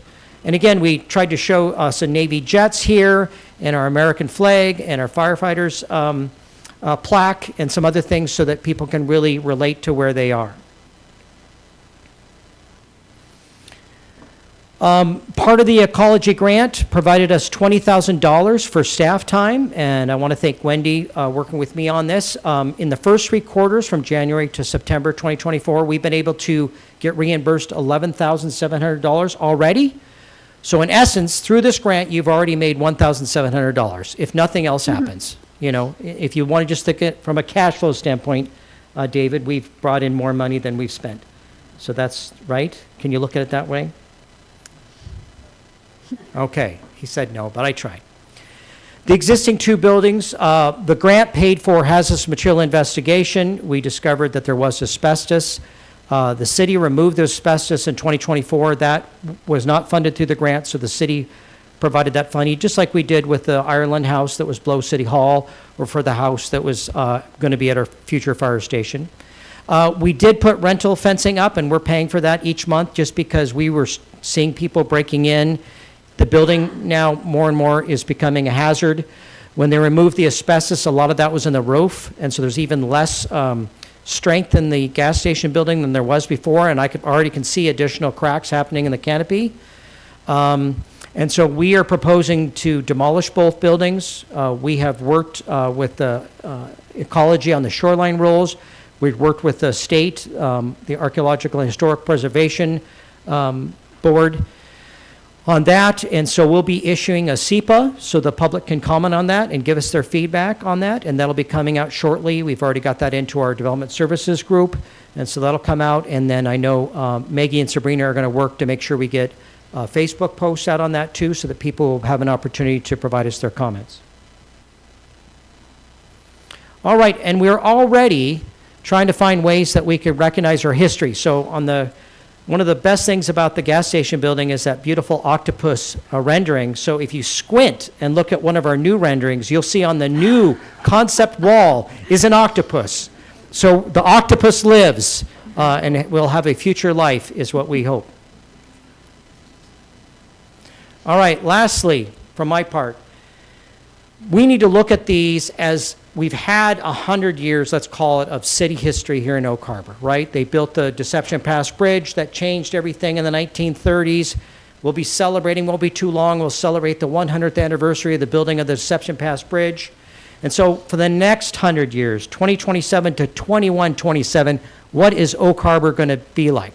Now, I know David Kuhl and his amazing staff are doing a 20-year plan right now, but when we put in the water line, we want that water line to last 100 years. That's our goal. We don't want to come back 21 years later and find out we were wrong.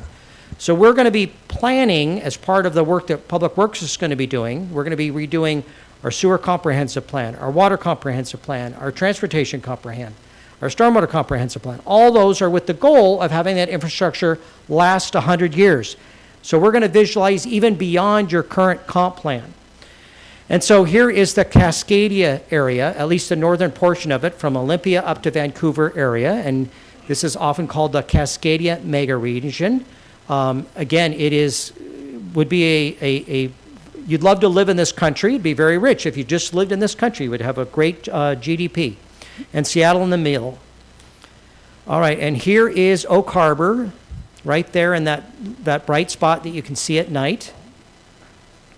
And so what are the key things? The Growth Management Act really has two beginning things. One is that to encourage our development in the urban areas. And number two is to reduce sprawl and conversion of undeveloped lands into low-density development. And right, that's what you've been hearing, and that's what you're going to continue to hear.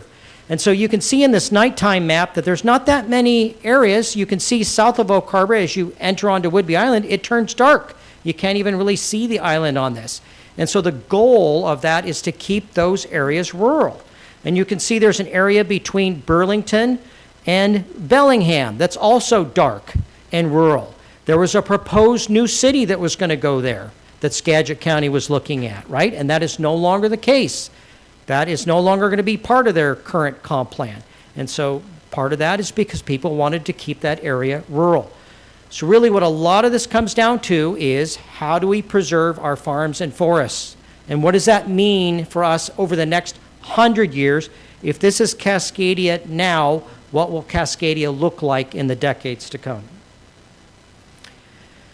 And then this is, to me, is very fascinating. This tells the story of what has happened just over the last 20 years in the Puget Sound region. Not Island County, but this is the Puget Sound Regional Council. This is King, Snohomish, Pierce, and Kitsap counties. This would be what we'd call our core urban area. You can see the annual housing production. The purple is the single family. The red, I'm sorry, I got that mixed up. The purple is the multifamily. The orange or red is single family, and then the, I guess you'd call it yellowish green, is mobile homes. So you can see mobile homes has almost disappeared to nothing. You can't even see it in the last decade. Single family has dropped almost in half, our single family production. And I tell you, with the developers that I am speaking with, they are already looking at the end of single family plats in the Western Washington in the coming decades. That there will not be any new single-family plats. They're already counting where the last one's going to be. Is it going to be in Oak Harbor or is it going to be in Gig Harbor? And what year is that going to be? And so that's the city that we are living in. That is the economic heartbeat that beats, and that, you know, we see those tourists come through our area, and that's who we're trying to attract to the island. You can see what happened with multifamily with the purple. It has exploded. And so that multifamily is taking off and continuing. So nobody knows what the next 20 years would look like, but this is an unbelievable transformation, what has happened just in the last 20 years. And a different type of city that we are going to be living in and managing. City, you know, in this Cascadia region. And so here's just the trend lines. And now we're going to hear from Norman Wright, who's online. And Norman, you still there? Yeah, still here, Steve. Can you hear me? We sure can. Okay. All right, great. Nice to meet you, everyone, council members at the City of Oak Harbor. My name is Norman Wright, and as Steve said, I'm going to be your consultant for the Center for Creative Land Recycling. As I begin, I want to say it's been a genuine pleasure already to work with your team and we're making great progress on the project that we refer to on our consulting team side as a vision to action process for this waterfront district. That's how we describe a community engagement effort that embodies the steps that you see here on the screen right now, the 3 public workshops and the economic analysis that we'll be doing. As I start to describe those a little further for you, I want to also take a moment to review what Steve has already shown. In those earlier slides, he showed a vision for the waterfront dating back to 2000, a redevelopment and a branding effort that took place in 2005.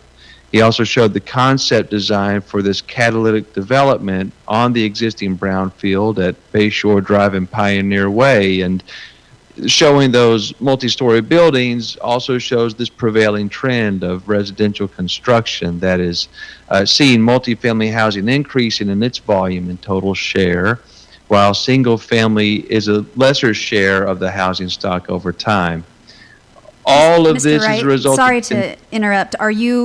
I just wanted to we're not seeing anything happening on our screen. Are you just referencing the past slides, or are we supposed to be seeing something happen? Oh yeah, great point. Yeah, on my screen I see the slides available for me, but are you not able to see your slides? Or the same slides, I should say? On the Microsoft No, Teams. we had the next steps slide up, and then now we have a public workshops slide up. Is that Great. Yes, Okay. that'll be just fine. Okay. Yes, so long as you all have that, I see it too, and so we're in sync then. Yeah. okay? Thank yeah. you. Sorry to disrupt your flow. Go ahead. No, it's okay. It's okay. I was just saying that all of this continued growth and urbanization of your island community creates, something very exciting for the future. But of course, it comes with some definite concerns that the community is going to share. So on the screen right now, you should see where the first 2 workshops are outlined. So all the growth that's going to be projected over the next 20 years or 100 years, as Steve was mentioning, that doesn't happen overnight. It doesn't happen as precisely as people predict, and it certainly doesn't happen to everyone's satisfaction. And so in our workshops, we're going to try to talk with the community about the tension that many people feel over this oncoming growth and this amount of change. So we're going to start with the general information sharing about where we are today with all the things that Steve just shared in the information just now. We're going to start to find out more about where we're going based on the projections of the comprehensive plan and the housing needs analysis that's been done. And then we're going to talk about the needs and preferences for how those things manifest in new development along the waterfront. This is where there's no wrong answers, and the community can care very loudly in these workshops about what they want to see specifically around these somewhat vague notions. So in the workshop number 1, we'll get that information sharing going, and then we come to workshop number 2. And this is where we go from the broader concepts to something very specific like the renderings that Steve shared. And also we start to talk about scenarios for the future and what is expected to occur. So I want to jump to the next slide if we can. And hopefully that next slide, as it pops up, you'll see a scenario model there. And so this particular model is an example of work that I'm currently doing for the city and county of Honolulu, Hawaii. There, they are expecting similar intensification of their suburban areas around a rail line. And so they need transit-oriented development that's going to be much more vertical, much more intense, and they want to really understand the impacts to the community based, again, on what they prefer, what they're expecting, what they're thinking and feeling, as well as the measurables to, say, greenhouse gas emissions or water usage, for that matter. So we will develop for our second workshop some very detailed models that give a clearer sense of what the vision for this area entails to go along with the 2D renderings that Steve has shown earlier. And again, yeah, give people more of that clearer idea so that they can react with the priorities and the problem solving that can help make this type of development feel more palatable and more true to the character of the area as they value it today. From there, on the next slide, we should be able to see the next part of this service. So as we're getting more and more detail into the vision, we're going to also start to examine the economic components that would make that vision a reality. The most important question here is just that. How do we make this vision a reality? As people tell us what they want to see and some of the vision gets adjusted accordingly, those barriers to investment are going to be very important to address. And so our partners at Cascadia Partners, which is a consulting firm out of Portland, Oregon, will be employed here to help us really analyze and not only the economic conditions from a data-driven standpoint, but by also talking with local developers in the area to get the quantitative and qualitative look at just what, again, are these barriers that stand in the way of these sites being developed according to the vision. As they start to do that analysis, we will then come back with our next slide to our third workshop. And so in the next slide here, we will share workshop number 3, where we will have our refinements to the vision itself based on whatever are those key areas of concern that are operationally feasible to be addressed or can be addressed through policy actions in tandem with the comprehensive plan. We'll then bring forward the market feasibility analysis from Cascadia Partners to show where those economic barriers are and provide a strategy to overcome those. And then we'll have the final takeaways in that third workshop so that people can really see the implementation roadmap to bring these things about, so that that brownfield that's there on Pioneer Way can be converted into something much more promising, much more lasting, and much more fitting to the vision that's been in place since 2000. So I'm giving you a nutshell version of what will occur between February and May. So we'll have many months together and 3 key workshops in which all of these conversations will occur. And with that, happy to answer any questions and toss it back to Steve. Thank you all for your time. Thank you, Mr. Wright. And so tonight is discussion only. We wanted to provide an update to council and to the community, and we want you to see what next steps are going to be before we have these public workshops.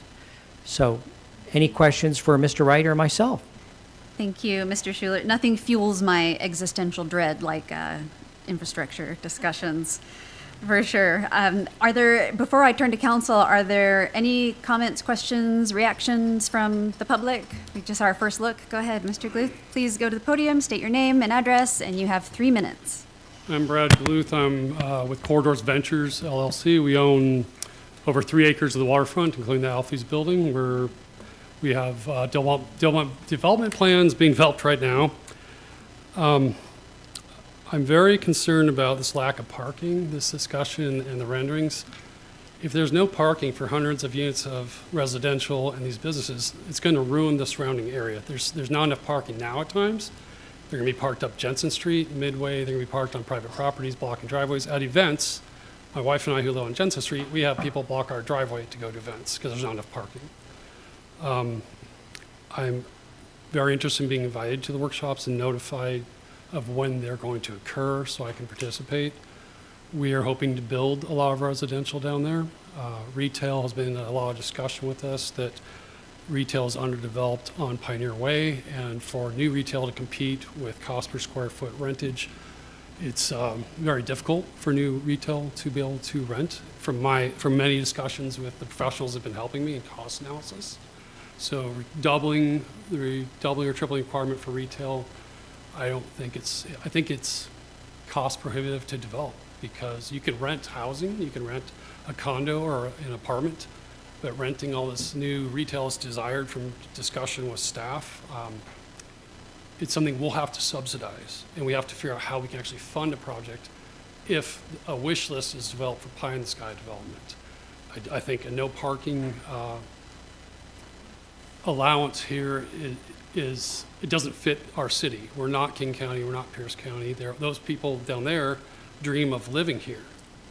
I've talked to people who live there, and the cost of living down, the cost of parking to pay for it because there's a lack of it. I've talked to people who basically, people park three blocks over in front of somebody else's place and take it up. So I don't agree with that concept. I don't think it's going to help the downtown businesses. I don't think it'll help the residents who want a nice little town. This is not New York. It never will be. And there's a reason people live on Whidbey. In addition, we're a military town. I work on the base now. I worked here for 17.5 years. I helped with parking requirements. I helped write codes, an architect of different sections of code for land use. I would argue the Growth Management Act is one of the reasons why housing is so expensive. I remember when it came in '97, it's locked up a lot of land, and in the industry, there's a lot more discussion about how the big correlation between the GMA and the cost of housing.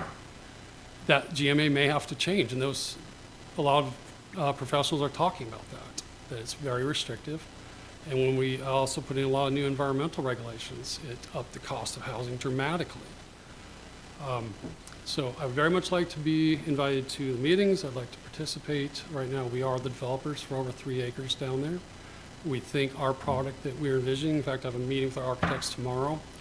I think it would be a very nice addition to the city, provide a lot of housing, and we're trying to do it where it will be affordable for us, a nice product, and affordable for people to rent. We're not going to see people pay $3,000, $4,000, $5,000 a month down there for rent. So the product has to be affordable. And that's something the city in this process needs to take into account. That's all I have to say tonight. Thank you. Thank you, Mr. Gluth. Any other feedback from the public after our first looks at the, concept? All right, I'll turn to council. Councilor Wiesner. Thank you. Mr. Schuler, I just have a question. The property across from the city property, the waterfront property where the riprap currently is, the hard wall, the city owns that, right?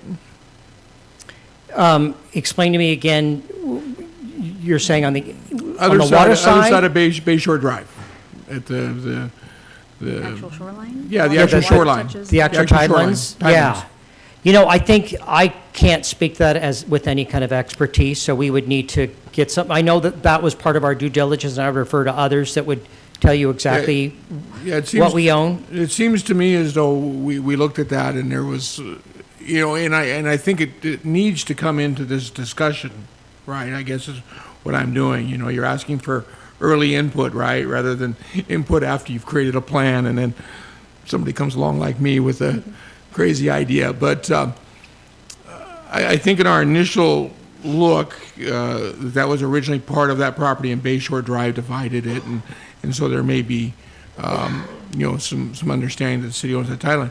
Because I quite frankly love the initial concept, but I think we can go further, and I think a lot of the plans that we've initiated in the past, we haven't been able to follow through on because they were either too short visioned or it was too small of a project to be a big project, right? It was like this kind of mini project, right? And then we end up piecemealing it, right? And things then just kind of fall apart.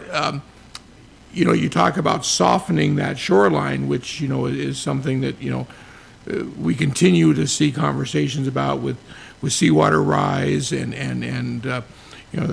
all the climate stuff we got going on. And of course, we have several studies looking at our shoreline and how we deal with that. And I'm just wondering if, my vision, and I think I shared this with you once before, if whether or not a waterfront promenade over that waterfront, I look at communities like, I just came back from Ketchikan, Alaska, that entire waterfront is built on wooden piers. There's shopping and there's restaurants and there's, boating activities and marinas and just all sorts of stuff connected with those wooden piers. And I'm just thinking from a standpoint of I'm not an ecologist or an engineer, but, I've seen several pier projects where those piers have been used for that softening, right? So rather than just planting a grassy area or planting some weeds between a bunch of rocks and saying, okay, we've softened it, that's actually been softened with something that becomes a usable entity. And, if you can just picture, walking out of that, those buildings there on that corner and walking across to, a wooden pier or promenade that then takes you down to the mini harbor instead of approaching through Flintstone Dock and stuff, right? And again, if we own it and we don't claim it, I've seen this transition over years, right, where it's been really clear that this property's here, it belongs to the city, and the next thing you know, it's like, oh, well, it doesn't. I think we ran into that with our outfall, right, that had been there on Pioneer Way for, 80 or 90 years, and then all of a sudden we went from having property that we owned to, that outfall is actually 4 feet out of, there's all sorts of crazy stuff. So, yeah, so I just want to make sure that in this conversation, we're looking at really what we can do with that whole corner, and if that waterfront is in Tidelands is in fact belonging to the city, I just guess I want to toss that out there. A little bigger vision, I guess, right? Yes, thank you. Thank you.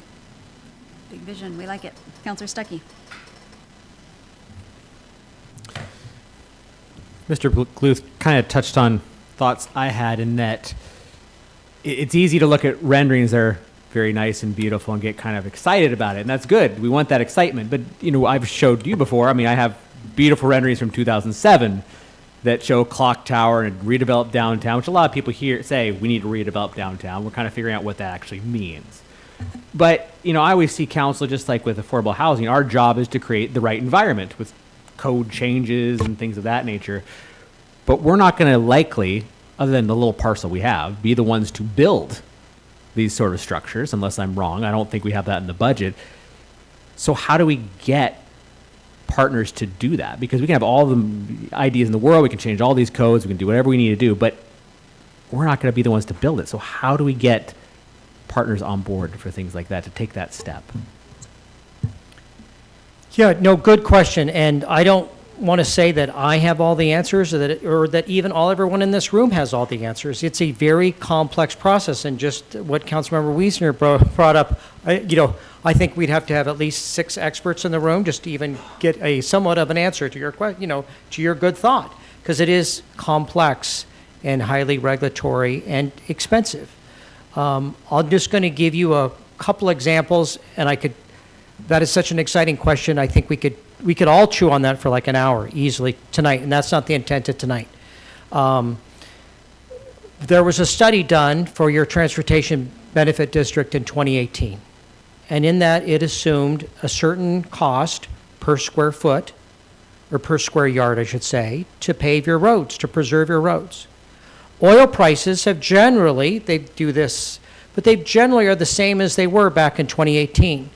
So imagine, I'm going to simplify this sort, but imagine no change in your basic material that you need, oil, that's stayed the same, but those costs have gone up 200%.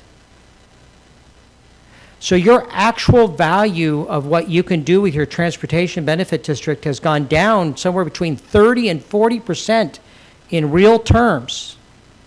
So imagine if Mr. Goldman brought you a budget that said our revenues have gone down 30 to 40% in 6 years. The place would come unglued. You'd have to make horrible choices. But in real terms, that is what is happening. So I think the key thing, and we all are listening to someone go bleep. Okay, thank you, Tim. The key thing is that this is a massively changing environment. Property values, what it costs for you to even build a house in Oak Harbor, whoever you are, whatever your thoughts are, to go plat a piece of land, put in the infrastructure, put in the additional regulatory stormwater rules, right? And then deliver that to the citizen. What is that? Whatever, if you were assuming something from 2-3 years ago, you're already way off. And by the end of this year, you're going to be way off, possibly. Maybe things are going to slow down. Right? So it's a very quick moving environment. So we want to set ourselves up to build a community that is going to be really exciting 10, 20, 30 years from now. Because as Mr. Wright mentioned, this isn't something that happens quickly overnight, even in the places. So we've gone to downtown Bellingham. We went to Fairhaven. We went to the places that have that village feel. We went to downtown Bothell, downtown Woodinville, places that have put this together. It took them a lot of time, and nothing happened for 20 years while they built this plan. So part of our role, I'll end with this, part of our role as the government is to set the playing field and to give all the landowners and the property owners a clear vision. And then you're right, over time, each of them are going to make their own independent decision of when that happens, how it happens, and the most controversial is what color the front of the building will be, right? Which may not even be part of our code. Maybe you get to pick your color yourself, right? But everything else is prescribed. So that is what we really want to do, is set that. And here's the fun, exciting part of moving forward and what these workshops are going to be so exciting. And again, the Centers for Creative Land Recycling is such a tremendous partner. And they've done this all over. I know I ask Norman where he is when I check in with him, and it's usually somewhere all over the place, right? So they're doing this. They know what it's like to do this all over this country in different places. I think from Alaska to Hawaii, if I'm right. Yeah, even Alaska. So that is what we need to do. We're imagining we're not trying to rebuild 1980, right? And imagine what it used to be like. We're trying to imagine what is going to be the future when land prices possibly, we don't know, will be even more expensive. Your car will not just have third level of autonomy, but it'll be, in essence, fully autonomous. The next generation may not even buy a car. They will just get picked up by an autonomous taxi. Again, all these things are crazy, wild ideas. No, they're not. They're going on right now. So Waymo, which is owned by Google, and therefore they're very well financed, and put in another $5 billion. They drove 1 million miles of autonomous miles between 2009 and 2023. 1 million miles in a fully autonomous vehicle with no driver in it, except for maybe a safety person at the beginning. Just this last year, I think they drove 4 million miles. So 1 million miles over however many years that were to just 4 million this last year. It is a very complex world that we are going to have to, here in our community, figure out what that means for that next generation. So, thank you. And then my second question is, through this process, because we got a piece of property, a very prime piece of property, with a lot of ideas on what it could be used for. Through this process, is that list of ideas going to be narrowed down to more exacting what we can do with that piece, or what we should do with that piece of property? Yeah, very good question. And so you're right. So I think the next steps, I'm going to be very brief on this, but the next steps, we're going to have these public workshops. We're going to use the wonderful services here. We're going to get the public's input. We're going to get this economic analysis. Then the key hard part is we are going to finish this 2025 comp plan with the county. Got that on your plate this year. And then we really need to work on those code changes and get that done. And again, I would tell you from a government standpoint, you really need to hurry, which means it'll take you a year and a half, right? That is fast, isn't it? So, so now we're already into 2026, right? That we're talking. And then at some stage, I'll work with Sabrina, I'll work with you, work with Mayor Wright, and we'll decide to do a request for proposals and ask private developers to come join us and partner with us to develop that piece of property. It's a little too early to do that now, because they'd say, well, what are the rules? We'd say, well, we're working on it. So at some point in this process, we want to do an RFP and get a professional developer to come meet with us. And then part of their work is they will, in essence, we won't make them pay for that property right away, because in essence, they're going to sit down with us and we will formulate agreement, and maybe we can even get down to the color of the siding. You know what I mean? That's how that process will work itself out. Councilor Merrow. Director Schuler, Mr. Wright, thank you very much for such exact professional presentation, not too complex, but still useful. And I would point out, in echoing the citizen who mentioned about parking, I mean, we're decades away from the structure of transportation, of which you're talking about autonomous vehicles and everything, but we have events and all of the rest. So the matter of parking is not insignificant. It's substantial. But again, the idea of having somewhat distant parking for the events and then having a shuttle, I mean, these concepts work because you don't want to tie up all your highest value real estate with parking spaces. I mean, I understand the need for it though, but you don't want to dismiss that. And then with respect to the affordability option or the question, any city that wants to develop and grow and be vital, they've got to have a net income coming in. They have to have net revenues coming in. I can tell you right now, the studies show that we have money just going out. All these $300 million or whatever it is from the Navy base, there's a large fraction of it that just rolls off the island. So what the main thing is that we need to make sure that what we produce on the waterfront is going to draw people with large disposable incomes or discretionary incomes, so that this is a to-go place. And was it Leavenworth? I mean, people come from all over the world to go to a place that was never designed to be Bavarian, but they go there to see Bavarian. And so this is the kind of thing that we need to keep in mind about the waterfront, because that's prime real estate. And so the matter of affordability, we may be talking about back away from the waterfront. And then with respect to the owners, it's very enticing to think we can, by code and by persuasion, get owners to go get buy-in with a plan. But my experience with the Main Street Association is that does not exactly work. And so it's a generational thing, decades to get things to work. And of course, the code changes can make a difference too. Let's see. So also one thing I was thinking too is, even though a grand plan, is wonderful, it's beautiful, it's wonderful, it's an incremental process. And so we might have something like a Hilton. I mean, this is getting off it's getting off the starting blocks, so to speak, the Hilton that is potentially being planned there.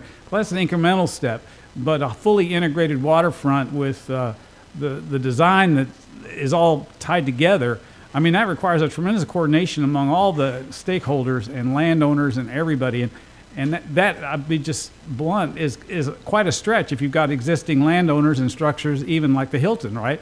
Are they going to buy into all this? I mean, so I would just say that it's good to have a vision, but there are incremental parts to it, and I would close with that. Thank you, Councilor Merrill. Any other council questions, comments, feedback? Councilor Wittgenstein, are you still with us? Yes and no comment, thank you. Okay, thank you.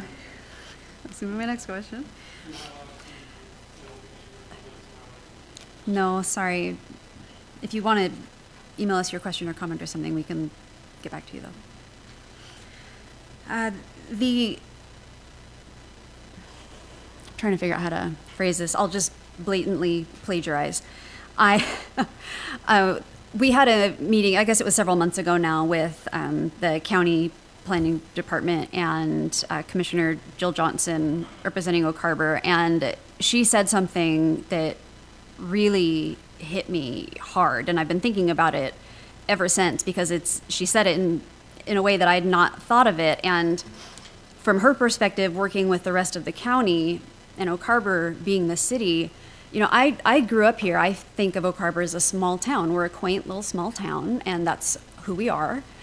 And we like it that way. And, your big picture with the star map and the light map emphasizing why, infill is so important, because those dark spaces, we don't want to pollute those with more light. And so the thing that Jill said was that from the perspective of the rest of the county, we are the urban center of the county. We are the big city in the area. We are Everett and they are Monroe or Skycomish or something. And that hit me like a ton of bricks, because I was like, we're not Everett. I don't want to be Everett. That's not who we are. And yet it was a really great kind of visual exercise, because when it comes to things like housing allocation and preparing for growth, because we are already the developed part of the county, a lot of that is going to get shoved on us, whether we like it or not. And so I can internally protest about not wanting to feel like Everett all day long. The reality is we are the only city, and a lot of any future development and or commerce is going to have to take place within our city limits. And so the challenge that we as council and as planners and city administration faces is, how do we accommodate that growth? How do we accept the reality that we're going to have to accommodate this while not sacrificing our identity? And so that is the thing, just, I'm thinking out loud, that is what's rattling around in the back of my mind whenever we're having these development conversations is, how do we keep our small town feel? Because I'm sorry, I don't remember who made the comment, but that's why people moved to the island. That's why they live in Oak Harbor. They like, I think it was Mr. Gluth, they like the way it feels. And so urbanizing that to too far an extent, it removes some of the appeal, and then we lose our identity. And I really appreciated, Mr. Wright, the renderings, the visual renderings. I mean, my heart literally swelled when I saw the first one, because when I picture that corner down there at Bayshore and Pioneer, that's kind of, what's in my head, and it's so hard to articulate a vision, and you did that, and it's really helpful to have a starting point. We don't have to commit to anything. We just, throwing it out there. How do we feel? It's easy to look at some examples and some options and say, well, we like this, we don't like that, versus just giving us a blank parcel and saying, hey, what do you want to do with it? That gets us nowhere, as we've seen, as history has shown. So thank you for the visuals. The Navy jets were a nice touch. This is very much kind of the quaint Oak Harbor future that I know that I see in my head. I would like us to keep in mind things like view corridors and, the things that connect us to the waterfront, which is so integral to who we are. The rooftops, I'm thinking that, any flat rooftop to me is a waste of horizontal space. Why can't, I spent my early childhood in Japan, and, all their rooftops had gardens or restaurants or amusement parks, or, because horizontal space is at such a premium that, there's no such thing as any unused bit of space. And, so I look at those big flat roofs like Walmart, and I think, God, what could we, even if we just planted something, it could just be something, visually appealing. And if you're thinking literally 20, 40, 60, 100 years into the future, then that's one of those things that needs to be considered. So I'm just kind of throwing all of this out there for the sake of reflection and conversation, because there's so many ingredients in this recipe that it's really easy to lose sight of some of them. And so the more points of view and perspectives and ideas that we have, we can do our best to cover all of our bases and complete that vision. Because what we don't want is just unchecked, unplanned growth, because then it's just this hodgepodge, and it's not, I think Councilor Mero used the word integrated, and I think that was a great word. And so however realistic that may or may not be, I think that is probably a worthy goal, maybe is the word. Anyway, that's me thinking out loud. Thank you for all of your patience, and please, by all means, keep the feedback and the input coming, because I know there are 6,000 things I've not thought of, and really trying to keep an eye on the big picture. So thank you, Mr. Schuler, especially for allowing us to do that. Thank you. Okay, after that diatribe, any further council comments, questions? Okay, so we will see you again at a workshop, and Mr. Wright Yeah, as hope to well. see you at our first public workshop that'll be coming up, I know, in February. We'll get that date finalized and get that out. Okay, perfect. And yeah, Brad, I'll be in touch between now and then. Perfect. Thank you so much. All right, let's take a recess. Let's do 5 minutes. We'll be back at 7:55. Everybody can stretch their legs, and we'll be back in 5 minutes. Thank you.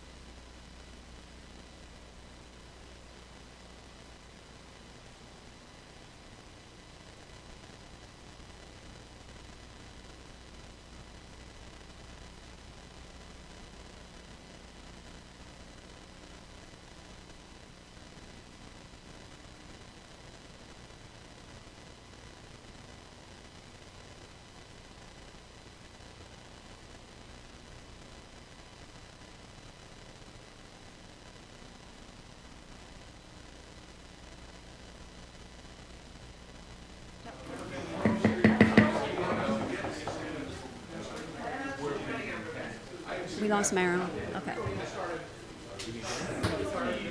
Oh, I was like, it's just there. Okay. Okay. The law. Okay.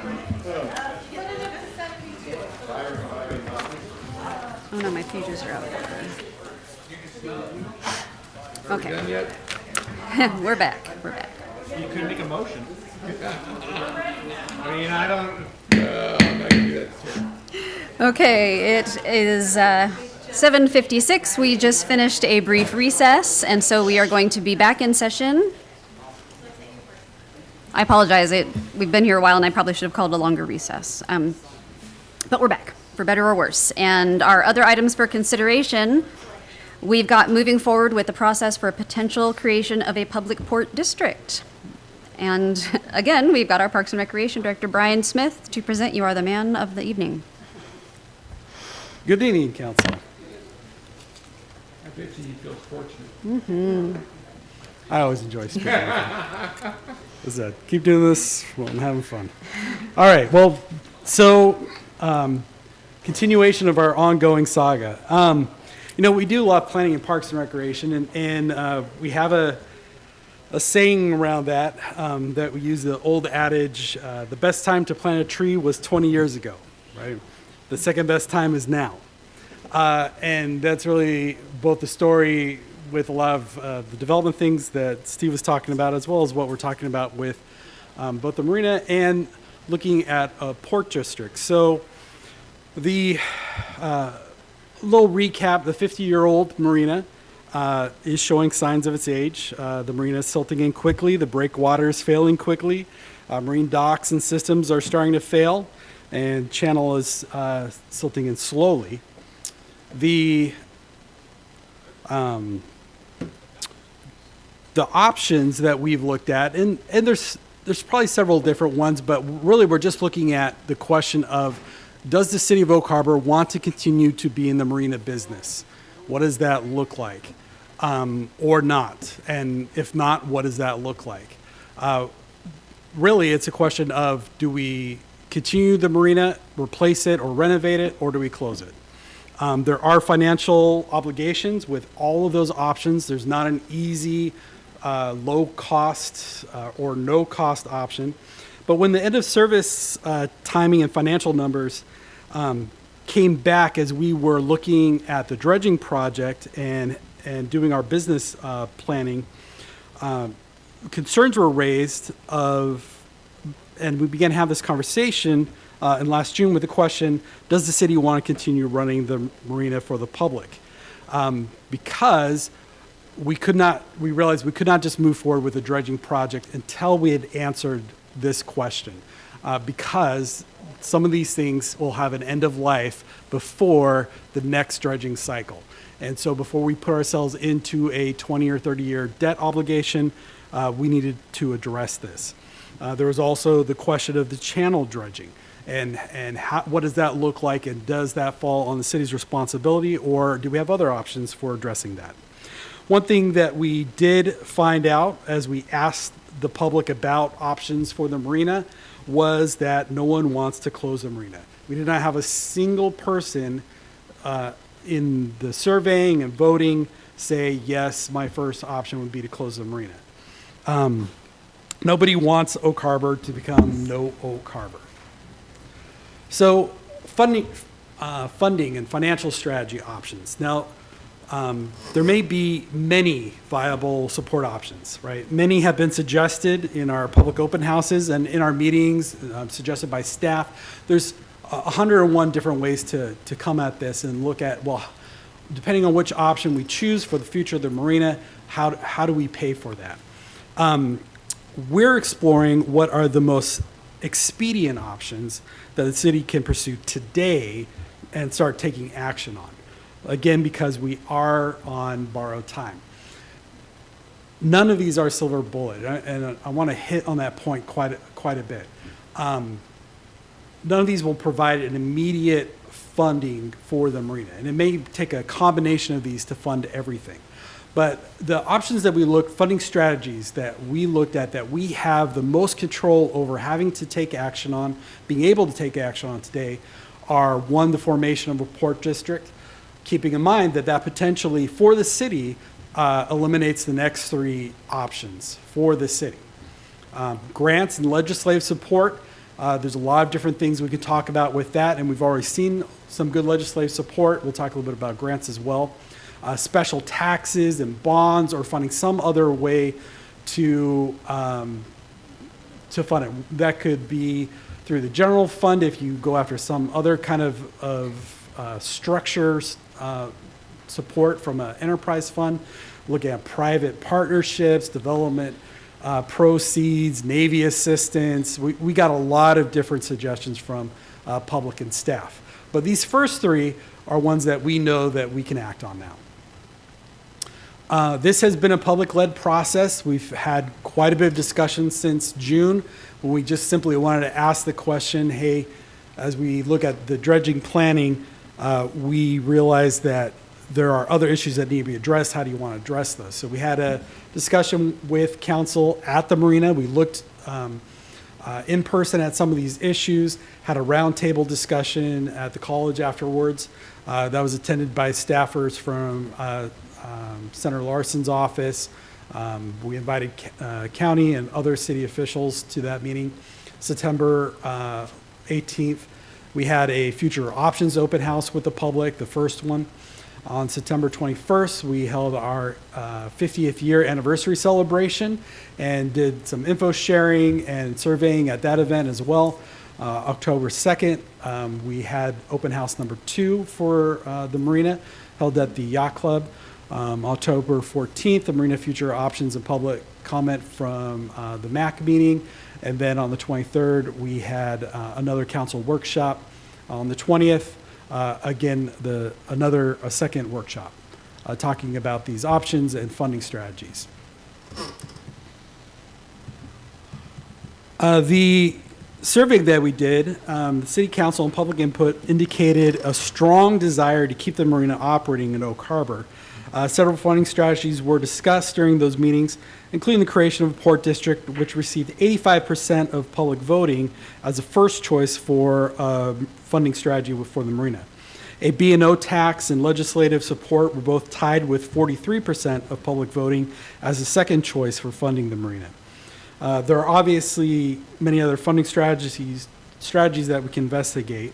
And again, keep in mind, none of these are a silver bullet that will provide immediate funds, and it might take a combination of these to fund everything.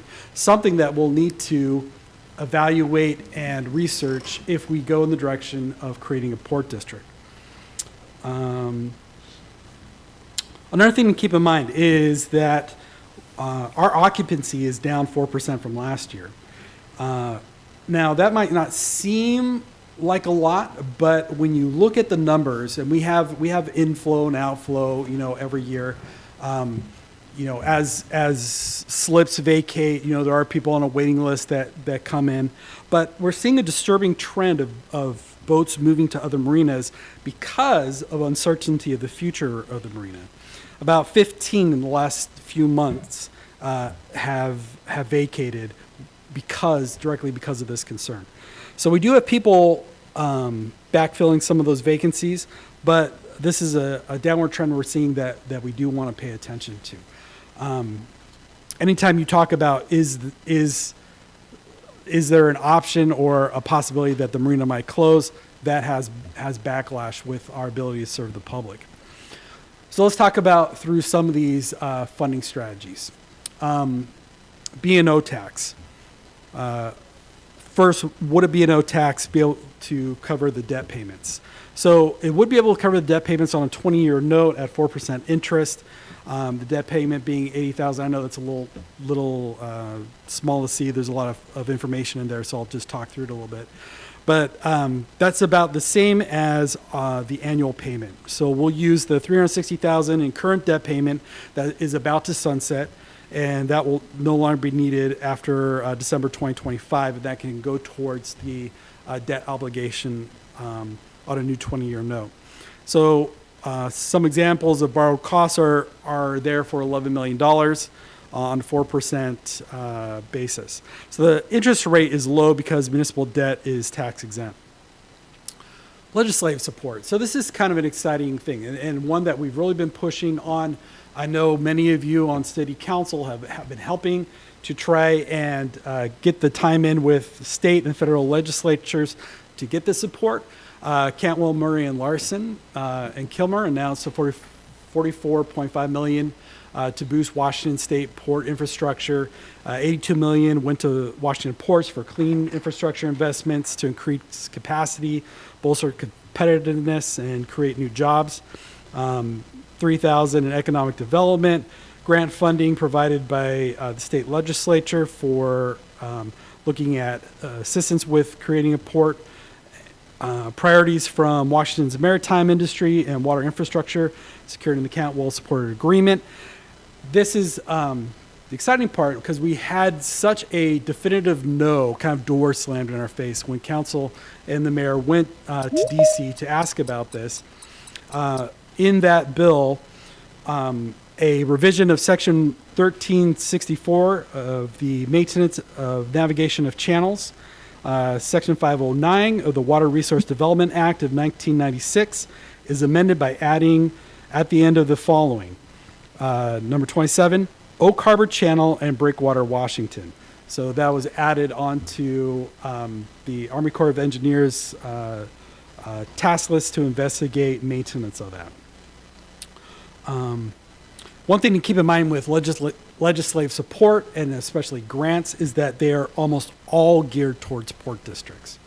So this is a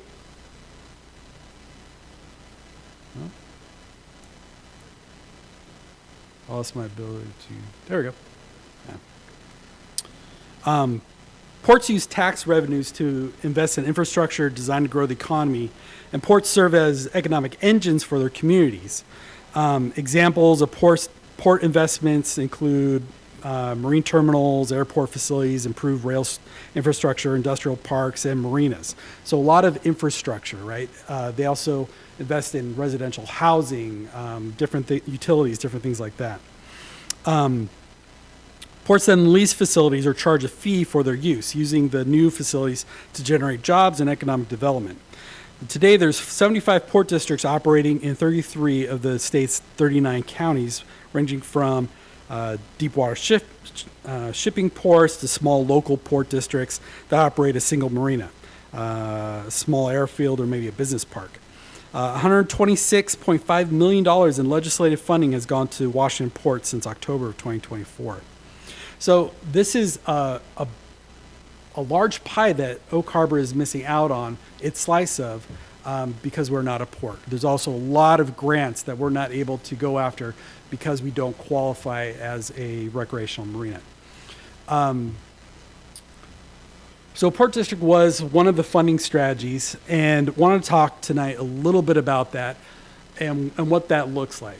RCW 53.04 provides for the Port Districts Act, which allows citizens to establish ports. And again, the primary goal of ports is economic development. So the marina may not be the only priority for this port. It might not even be the top priority for the port. But it will be one of those things that we look at for community as a partner for the city in development. To initiate the process is done by filing a petition. It's signed by 10% of the voters, and that goes to the county. The new Port District footprint might look something like North Whidbey from the north edge of the Port of Coopville boundary, which is along Mark Street and Rolling Hills. Or another option is to expand the current adjacent port to encompass North Whidbey as well. County legislative authority shall submit the ballot propositions, and port commissioners that can either be what will be elected at the same time can either be made up of 3 or 5. And you see a lot of ports moving from that 3 to 5 commission member panel now. It's a simple majority vote with 51% voter approval needed to move forward for adoption. And again, like I mentioned, an alternative to creating a new port of North Whidbey would be to expand the existing district boundaries. And we have had several conversations with the Port of Coupeville. One of the port commissioners talked about the Port of Coupeville boundary option, that it could be advantageous to the people in Oak Harbor, both North Whidbey and Central Whidbey. Renaming the expansion of the Port of North Whidbey and expanding the number of commissioners from 3 to 5 might be a good path. Their staff and core commissioners understand how to get available funds. Funding for upgrading the wharf pilings and the wharf buildings was accomplished and implemented. They have expertise on dealing with overwater projects and have expertise on how to get grants, and which they've received quite a few, $4.8 million from Washington Public Works. They received another $1.6 million from the state. So one of the port commissioners offered that as alternative to looking at the creation of a new port district. All right, so a ballot measure may be needed to change the name of a port district, and that has to be a petition by 10% of the voters if we were to go the alternative option. Something to keep in mind is that a new port district has not been created in 37 years. Now, part of that is that not a lot of new marinas are being created. There's a lot of restriction on tide land development. But with the most recent restrictions formed in 1988, that is something that has not happened, even though there has been a few attempts and some expansion of port districts. Staff are currently examining potential funding sources and the ability to use city funds for running an election campaign to create a port, or rather looking at a study or a feasibility study on the likely success of a port election. It is recommended that a consultant is contracted on to advise the city through the process should council direct staff to start planning efforts for a ballot measure in an upcoming primary or general election to create a new port district in North Whidbey, depending on the recommendation of the consultant. We are looking at different ways to fund that, and are already in conversations with the state for the ability to get funds, and that would not impact the general fund. I do have Eric Fitch, the executive director of the Port Authority Association, online. And like I mentioned, the Oak Harbor Marina is one aspect that the port could be a part of, but that's not the only thing that a port does. Can you hear us all right, Eric? Yeah, can you hear me? Yes, we can hear you just Great. fine. And if it's all right, I'll just turn a little bit of time over to Eric for a few comments. Yeah, thanks. And I know it's late. I'm just want to say I'm happy to be here. I'm really happy to be part of this conversation. I'm Eric Fitch. I'm the executive director of the Washington Public Ports Association. We're a nonprofit trade association that advocates for the state's 75 public port districts.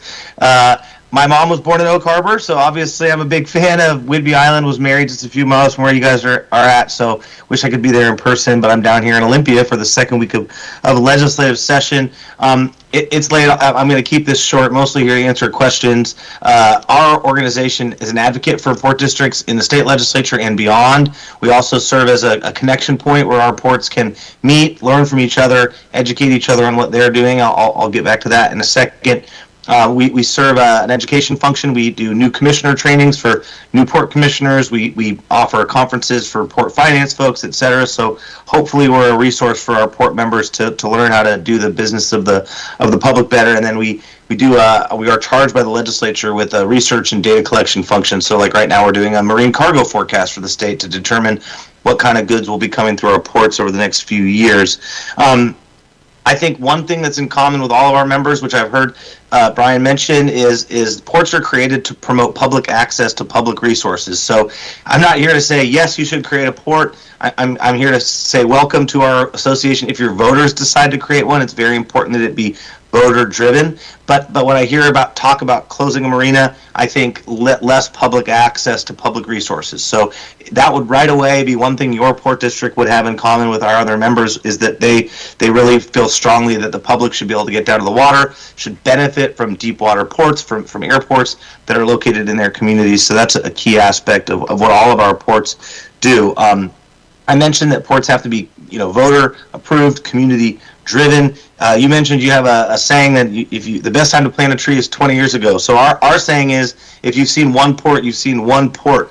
I've driven around the state to visit all of our members, and really they are all different, which is to say that they all serve a specific community function. So what a port does for its community really differs from one community to another. It is, in my opinion, humbly, a really great way to promote community-led economic development. So, you're talking about a city-owned marina, and one of the differences between a city owning it and operating it and a port is that you're a general purpose government. You have lots of other things to concern yourselves with. Port districts are special purpose or limited purpose governments. So actually our statutory authorities aren't that different, except that ours are just more narrowly focused on that economic development piece.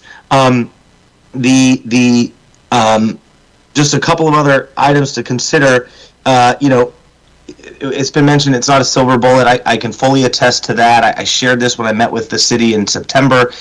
Marinas are tough, right? So a lot of our ports operate marinas that are subsidized by other operations. It's not definitely going to create a funding source that will resolve your marina issues, but it could open your community up to other economic opportunities that could then also make the marina possible. We offer resources to our ports who operate marinas. We have more than 30 ports in our membership that operate public marinas. We have a marina committee. Just last week, a small marina said, "Hey, what do you do for marina safety planning? We don't know what to do." And I was able to reach out to 20 other port districts, get some examples of marina safety plans, and share them along. So that's I think a really valuable resource. Just since you're in such a military community, I have to say that one other thing you'd have in common with a lot of our ports is a lot of our ports are operating and developing land that was formerly military. So I'm not suggesting the naval base is going to surplus land, but at Port of Benton, they're developing a new green fertilizer company on land they got from the Department of Energy from the Hanford site. Port of Walla Walla operates a commercial service airport and a whole industrial park on a former a former military airfield. So this would be a place, WPPA would be a place where you could come to say, hey, we have all this land, what should we do with it, really? I mean, that's kind of one of our key resources. And, on the funding question, there are lots of ports receiving funds from the state and federal government. A lot of that funding that I saw in the presentation is funding for clean energy projects and decarbonization. That's obviously a popular investment right now, at least from our state government and previously from our federal government. I will say that that doesn't mean it won't go to marinas. Port of Friday Harbor got $7 million from the state to put in new charging pedestals for vessels that are moored there, to buy some electric vessels to operate in the marina. And Port of Edmonds is rebuilding the seawall that sits adjacent to its marina, and they got some funding to put in infrastructure for future clean energy facilities there. So there are funding opportunities available. Some of them are already available to a city-owned marina, like the Recreation and Conservation Office, but ports do typically do well at securing funding. I'll just leave you with a warm future welcome. I won't tell your voters what to do. I think ports do an incredible job generating economic opportunity for their communities. If your community forms a port district, you will instantly have access to the resources we provide to our members. You'll be welcomed by people who want to help you figure out how to help your community succeed, and that's where the power of our association comes from. And with that, I just say another thanks, and I'm happy to answer any questions you might have. Thank you, Eric. So, if I just may say one thing real quick, we're still investigating options for funding this effort and also talking about the next steps. So we definitely want to hear, based on this presentation and the remainder of the presentation, what direction the City Council would like us to go forward with. So it's not like, any minds have been made up from a staff point of view or from a mayoral point of view. It's just we're providing information for the City Council to deliberate. So.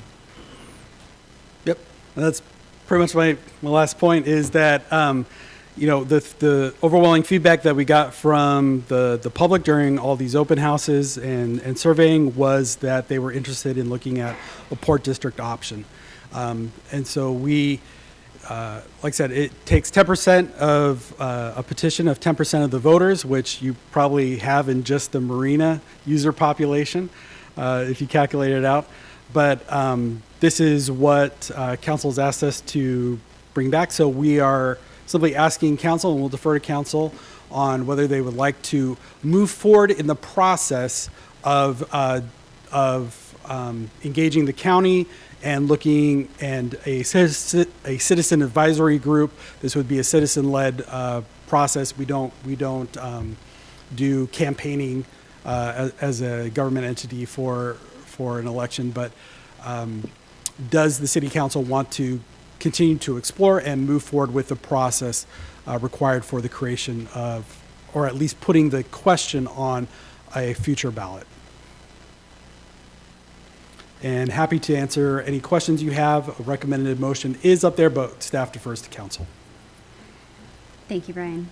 Appreciate it. Before I turn to council, I will look to the public to see if there's anyone here who wishes to make a comment, give us some feedback, ask us a question. Mr. Hewlett, that's right, you had signed in earlier to speak to this. Go ahead. Yes, I did. My name is Ken Hewlett, and I live here in Oak Harbor, and was a tenant of the Marina for about 25 years or so. And we recently sold our boat and moved on to something else.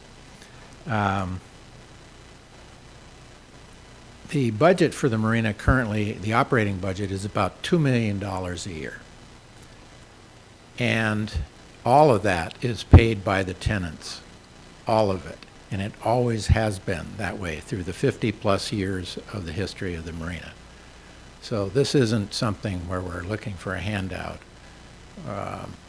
But we do need the assistance of the city or whatever powers that be to help us extend the life of the Marina to the point where something like a port district makes sense.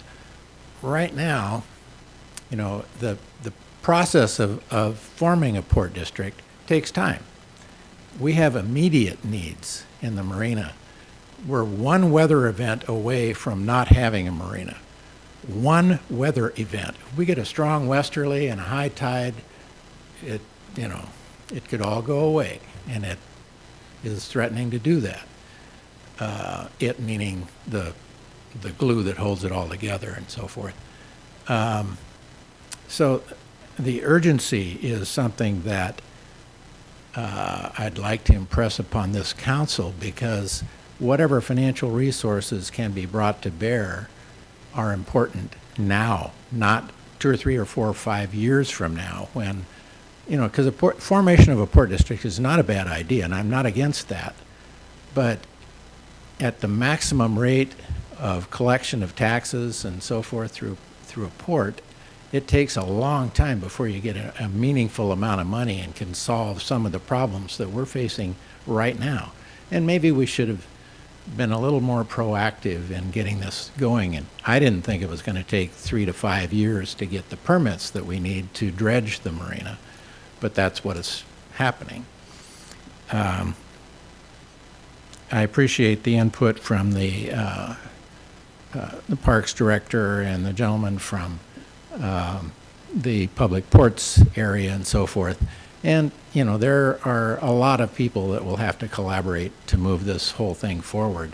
But I do want to emphasize the fact that we need a financial solution now.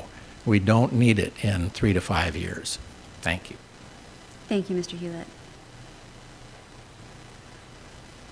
Any other members of the public or the Marine Advisory Commission who would like to comment? Okay. Shaking your head. Okay. All right. At this time, I will turn to council for their comments and questions. Councilor Wiesner, go ahead. Thank you, Mayor Pro Tem. So, Brian, I have a request and a question and then a comment.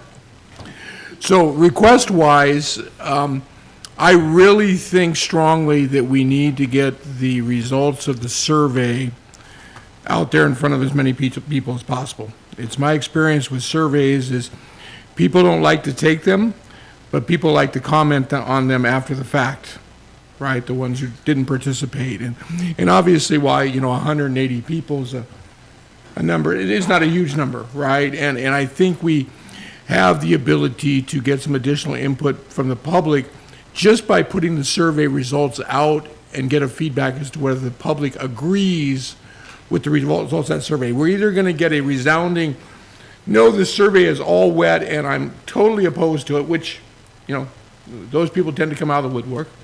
Or we're going to get the people that acknowledge that survey makes sense. I just would like to hear, I think it's important for us to know what our chances are with a Port District based upon public feedback. And I think using the existing survey and existing survey results to get additional feedback on those questions is the best way to do it, especially for those people, like I say, who just won't take a survey, but they'll certainly comment on the results of it. So request from me, let's get those survey results out everywhere. Social media, newspaper, however we can, but in a way that we can get the feedback from the people as to whether they agree. So that was my request. For my question, what do you think? And I'm not trying to put you on the spot. The reality is you and I had Staff's least favorite question. Yeah, well, but you and I had some great conversations when you were being hired. I was really clear with you that you had some big challenges and we were expecting some big things. And so far to date, you've formed our park and recreation program. That was something you were challenged with, right? And these challenges, you've taken them on, and you've taken them on with insight from all your years of experience in other communities. And so I would really like to know what you think. I think that, first of all, as far as the question around a port, should the city pursue this isn't a question to be taken lightly. This is a heavy question. This is pretty much a gift of land from the Navy. And we are... Give up ownership. Right. We are one of only 2 municipally owned marinas. If you pursue a port, the city lets go of, not just financial responsibility, which I don't know that that's even true. The port and city might have to have some kind of a partnership agreement to address some of the immediate needs. So I'll say it again, there's not a magic bullet here, and creating a port is not a magic bullet, but it's going to have lasting repercussions to the city.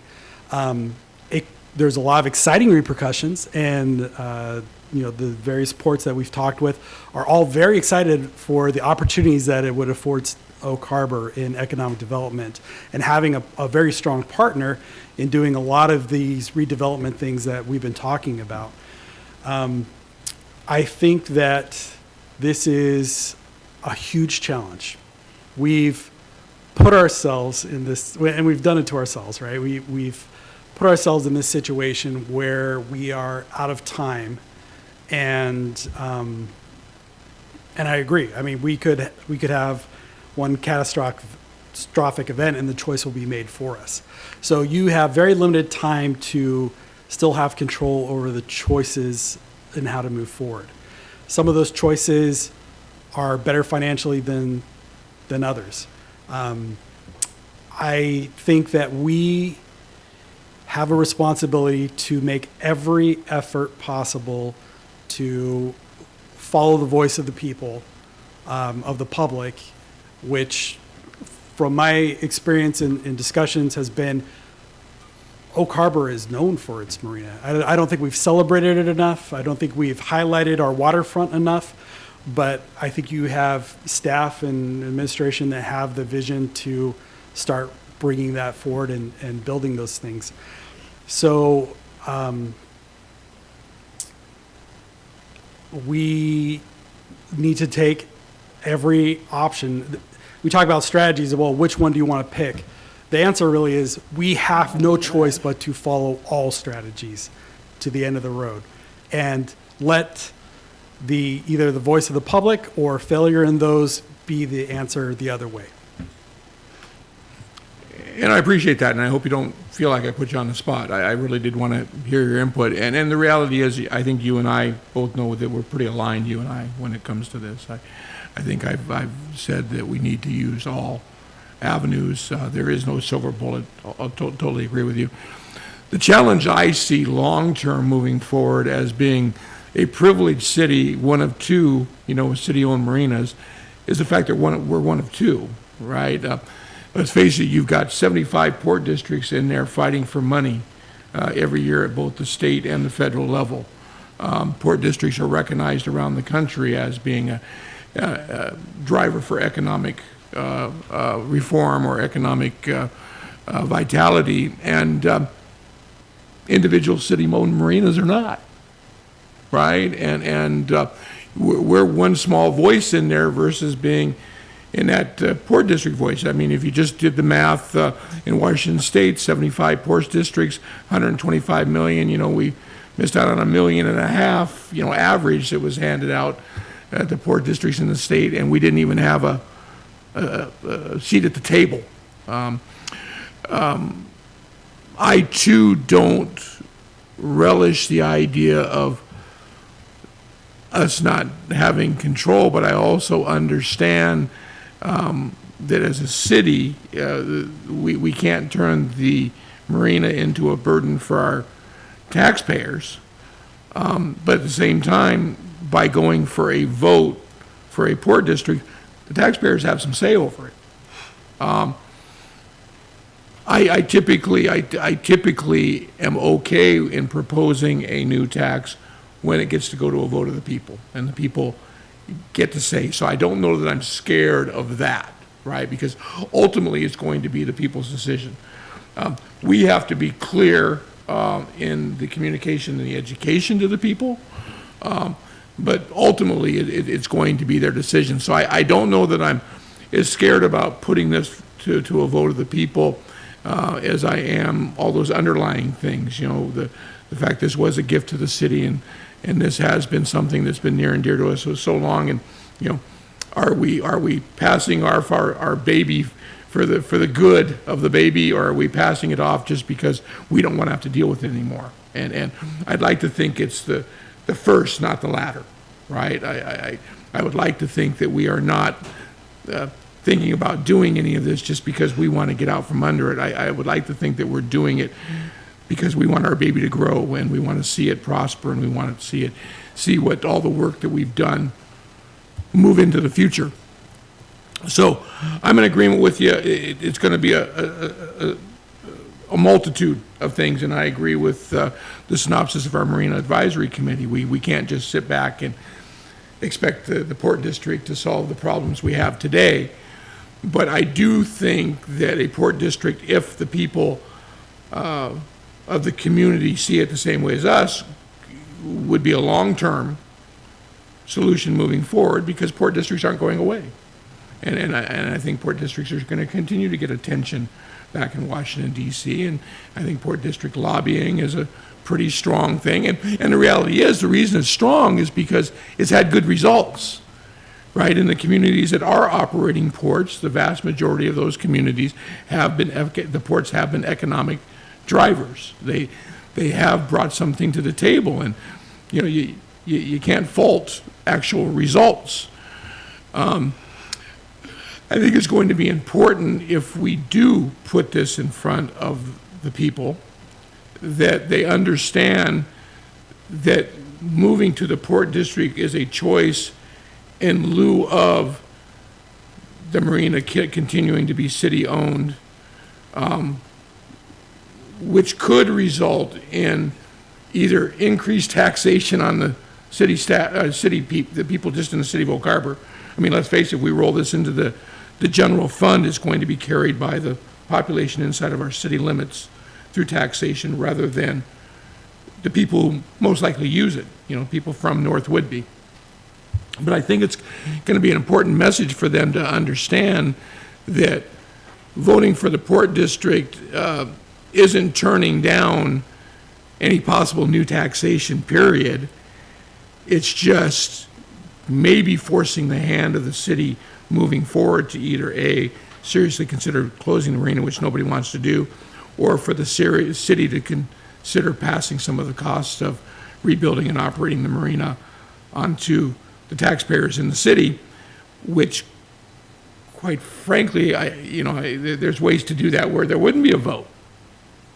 And this is the opportunity where they get to make that decision. So, yeah, tough one. My tendency, however, is to move this forward in front of the people for a vote, because it's going to be ultimately their decision. It's not our decision. All we're really deciding now is whether we as a city are willing to let this marina be passed on to a different entity, and whether or not passing it on to that different entity is going to be the savior of the marina, and it's going to be what's going to take it forward, or could it possibly be the death of the marina? I think the other thing we've got to be clear on, and can't be clearer to the public, that if we do go the Port District route, it's not just about the marina. We're looking for something more to come out of this, right? We're looking for economic drivers. That's what port districts do, and port districts have been pretty consistent all around us. I mean, look at this Anacortes. Wouldn't you like to have Anacortes as port district, and what they've been able to do to that community? And that didn't happen overnight. That was an effort, started back, in '88, when port districts came along. That's when the vast majority of port districts were approved in the state. It was kind of a onslaught. Everybody said, great idea. And here we are, 37 years later, and what they've accomplished. And so you're absolutely right about, we should have been planting some trees 20 years ago. But hindsight's 20/20. So those are my comments. I think that you and I are aligned in the concept that we are concerned about our baby, and at the same time, we've got to be thinking about what we're going to do with that baby when it's a teenager, and is now the time to kind of push it out of the nest a little bit and let it go do something bigger and better than what we may ever be able to do with it. And are we willing to give up that control and that jewel in order to see it prosper? I guess that's the question it comes down to, and quite frankly, that's a question for the voters in my mind. Thanks. That was downright poetic. Thank you.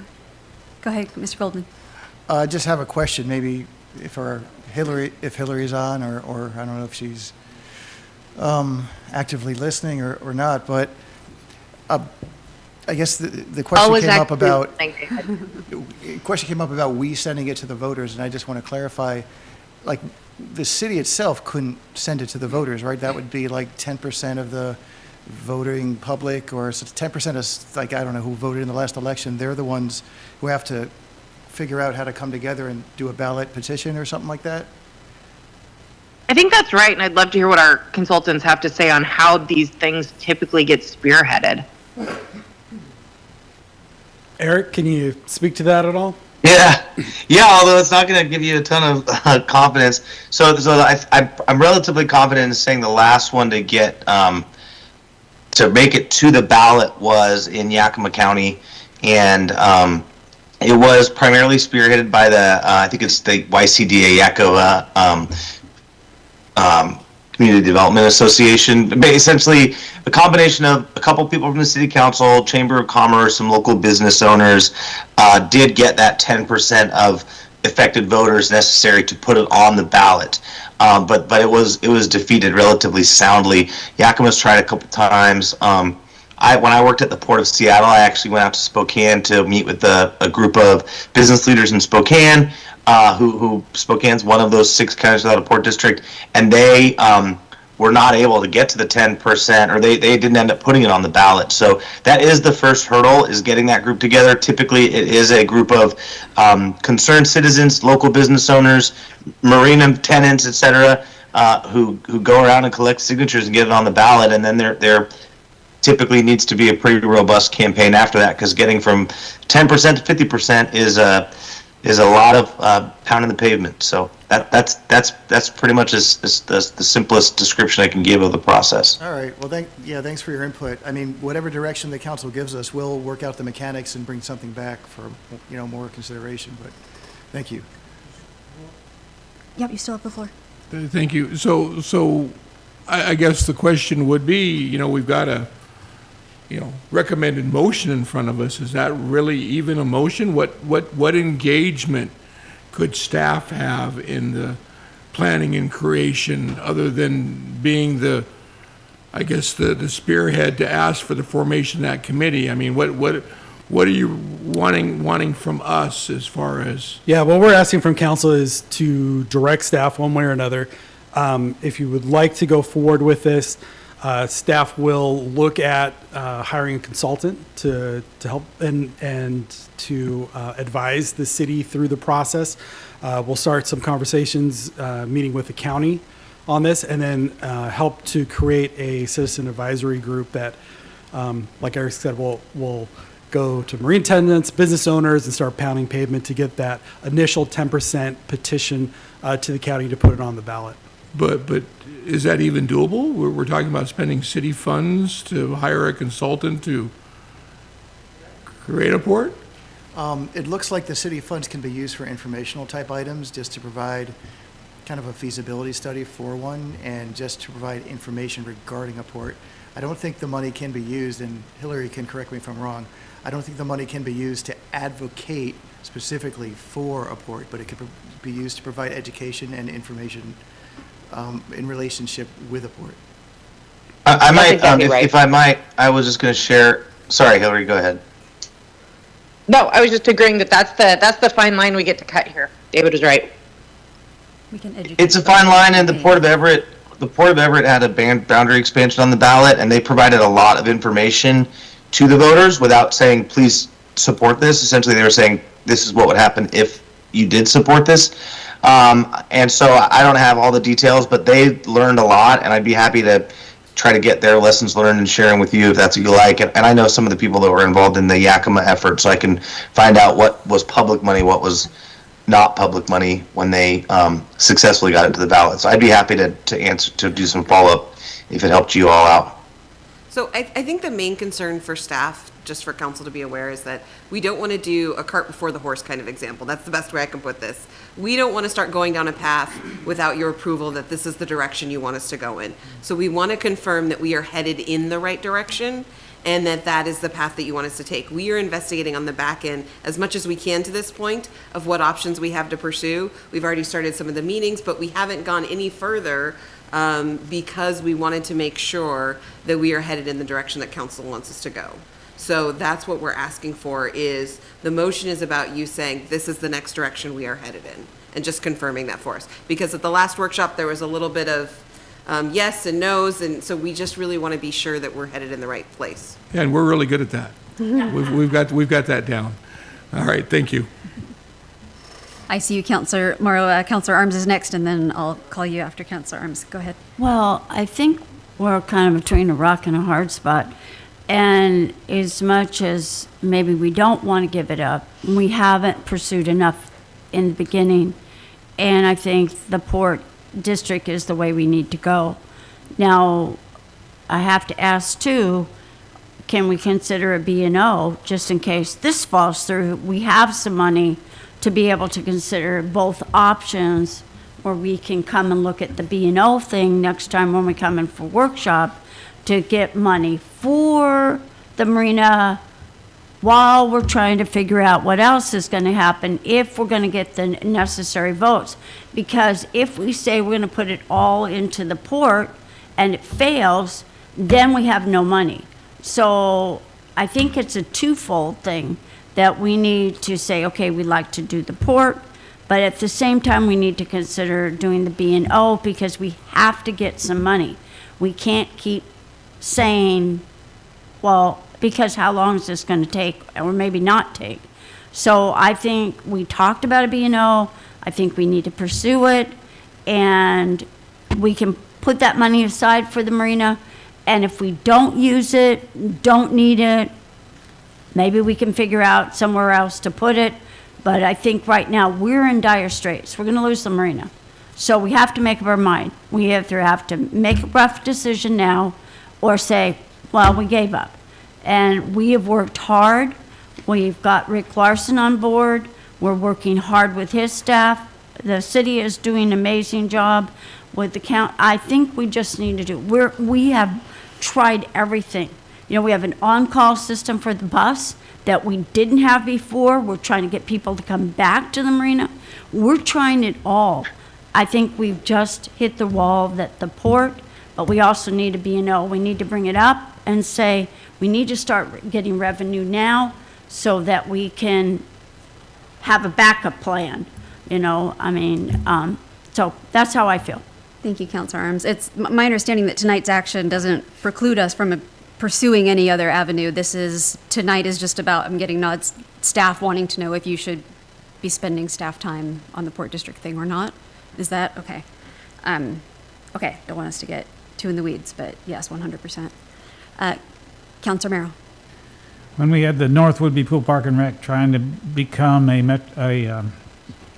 MPD, a Metropolitan Park District, we were running into those same questions with regard to how do we do the campaign when the people who have the greatest interest in it are the staff, management, and the users of the pool and these types of things. And it was very clear that you could send intensive information, and even people who were involved in the management and staff of the pool could be involved as private citizens outside of that in order to promote the campaign, but they could never solicit a vote.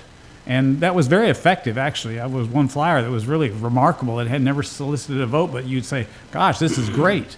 So I would just say that in response to, with regard to using resources from the city, the same basic principle I think applies. And then also I would echo Councilor Arms' comment with regard to carryover, because you cannot bank on the future necessarily, even though you might have strong support, because anybody who's been involved in government, especially major projects, understands that everything seems to take 20 times longer than it should. And then I had a question with regard to the 51%. That's the approval, but now the funding piece by the Port District is the tax levy or tax rate. That's set at 60% plus one, or is it also 50% plus one? Eric, can you speak to that? So it's a simple majority for approval and creation of the Port District. As far as setting the tax rate, can you speak a little bit to the mechanics of that? I guess I'll take that one for a response. I have to say that up until that, I thought the creation of the district would give the commissioners in that district the authority to set a tax rate. Now, our rate's capped at 45 cents per $1,000 of assessed value, but that's not directed by the voters. Obviously, there's certain exceptions, like you can't go above the 1% cap without a vote of the residents of the district. But as far as the setting of the initial millage rate, tax levy value, I don't believe that it would be directed by the voters. So I think that once it was created by that vote, the commission would come together and set a budget and establish a tax rate. But I'll get back to you. I'm trying to read statute while talking through this with you, and there hasn't been a port district created in the 2 years I've run this association, so I haven't confronted all these issues, but I'd be happy to get back. I think that it would be up to the commissioners that were named once the court was formed, but I'll get back to you. I just know from the pool district, you had to take at least a 0.02 per $1,000 valuation or something. It was a set minimum that you had to take, but it could be more than that if approved by the commissioners. So I'm not precisely sure of that part, but that does matter. And I know the having what research I've done on it, I know the mechanics between a metropolitan special recreation type district and a port authority are different. A bit different. Yeah.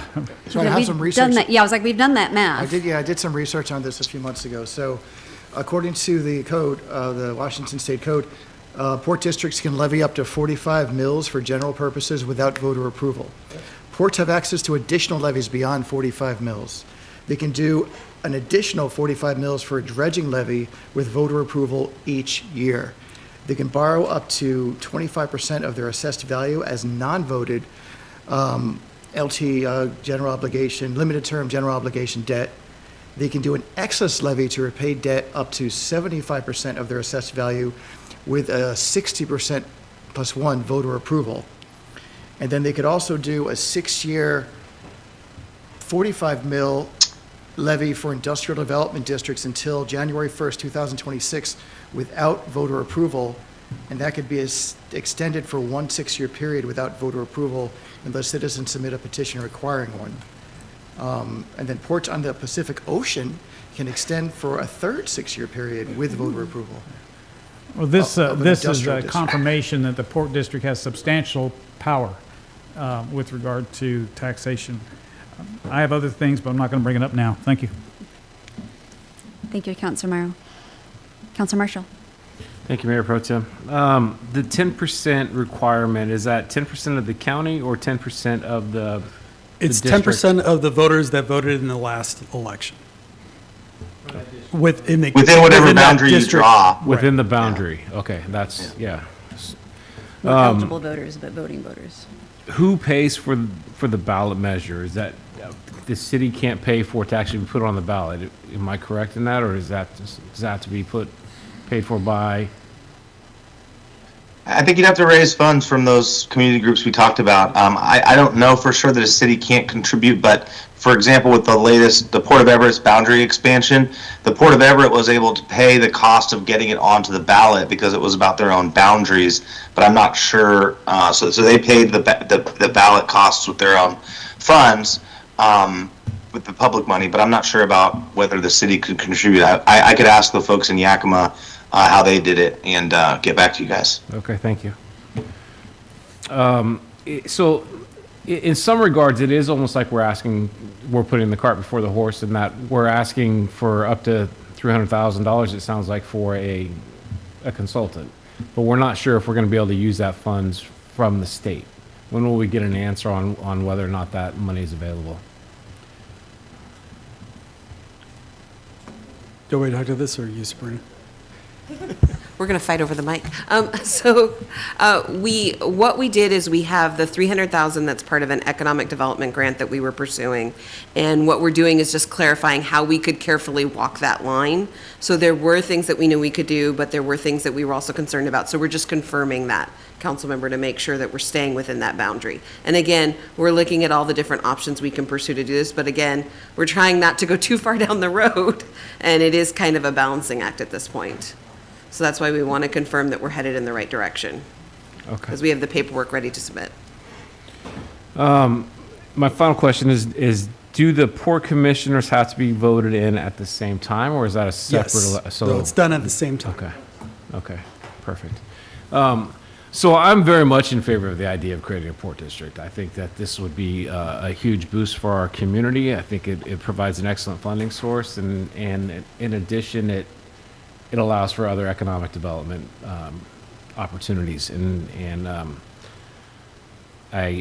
not as concerned about relinquishing over control, but I do see that, the opportunity for partnerships. But I think that this is a great opportunity. And to your point too, Councilmember Wiesner, is I love the idea of letting the voters decide, what level of service they want to have, how they want to go about funding it. And so I see this as a win opportunity to see if we can't save our marina and let the voters decide what they want to do to make it happen. So very much in support of this, and would like to see it happen. So.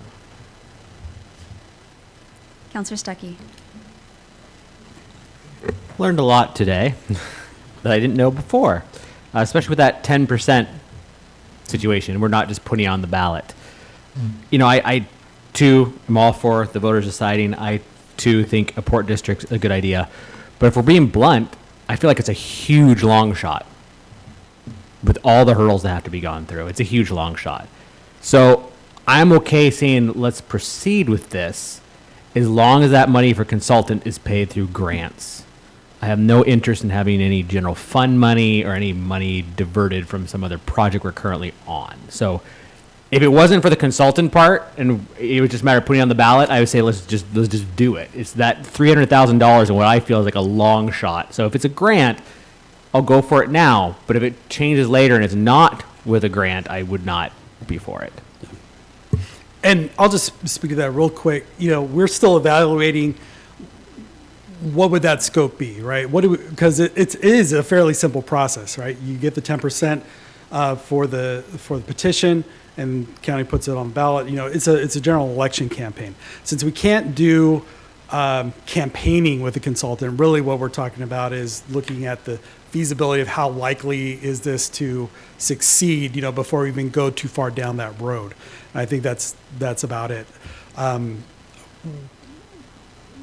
We don't really know what the cost is of that or whether we can even use those funds for that. So that's still a question mark as well. Legal is helping us to find a definitive answer for that.